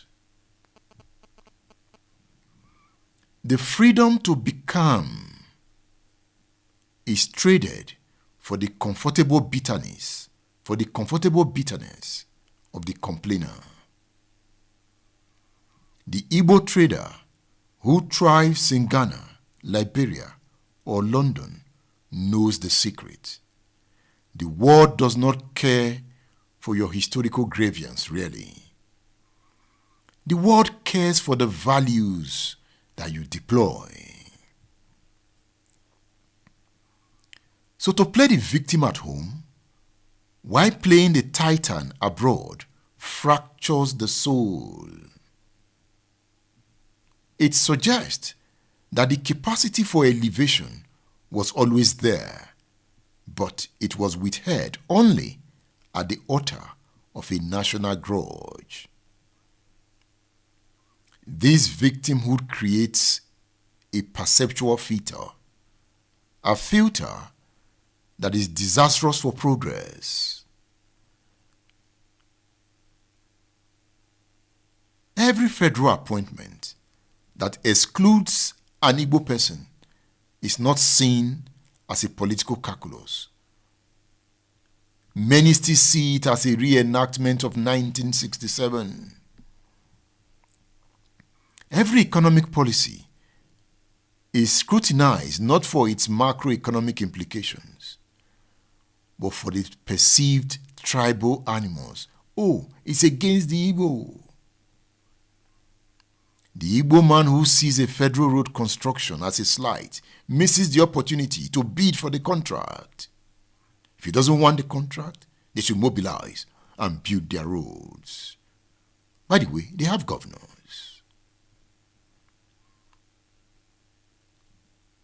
The most tragic consequence of victimhood is the intellectual and economic stagnation that it brings.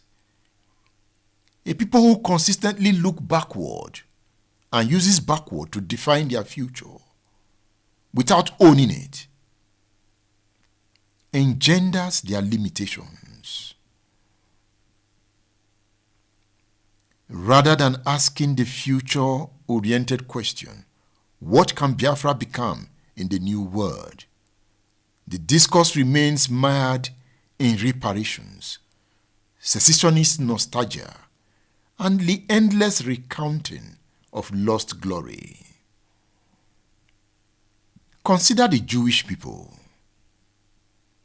who endured the Holocaust, an evil far more industrialized and absolute, channeled towards their collective trauma, not into perpetual paralysis.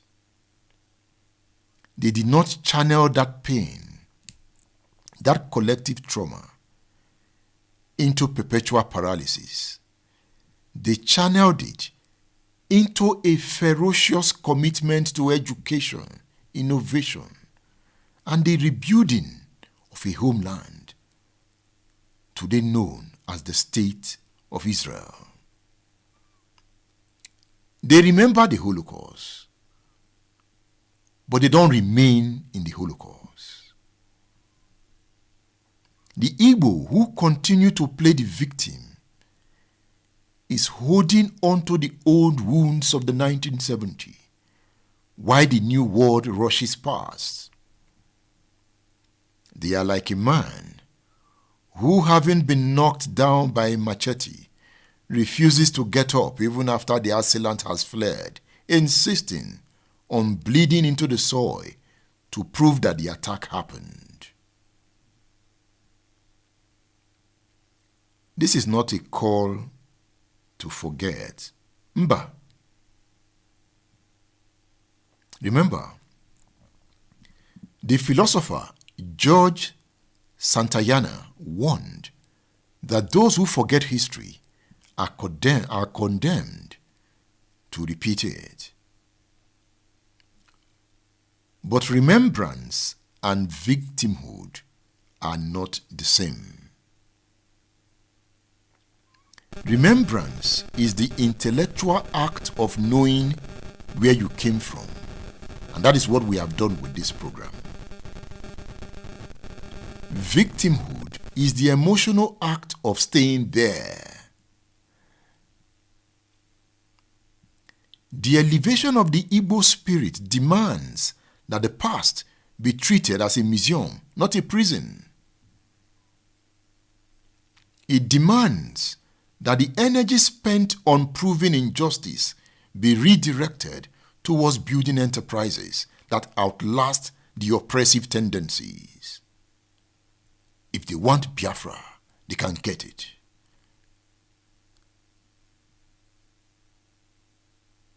If they want the restructuring of Nigeria, they can get it. If the Igbo want the presidency, you can get it in 2027 if you fight for it. That is self-determination. The greatest revenge against those who sought to diminish the Igbo is not a perpetual cry of anguish. It is the relentless construction of a future so formidable that it renders the old attacks irrelevant. To rise, the Igbo must ask themselves the question, that many have posed to all suffering humanity. Given what has been done to you, what will you do now? The answer is clear. I will build. I'm not a victim. Thank you for being part of the streaming. I will have a special edition on Sunday at 8 p.m., but I'm not discussing Biafra. I will have a special edition of this program on Sunday at 8 p.m. the same time. But on Saturdays, I have a program on Saturdays on Splash FM, Ibadan. Splash FM 105.5 Ibadan. I will also be streaming on my platform, but that program runs from 8 a.m. to 11 a.m. every Saturday morning. It's a radio show. I'm also a radio man. So I'll be streaming from my location, broadcasting. Splash FM is the most popular radio station in the Southwest. Thank you for being there. Thank you for sharing the program. Thank you for the engagement and the questions. If you misunderstood me, there's another opportunity to also counter me. I will respect your position. And mind you, the Igbo nation is too powerful to beg. No.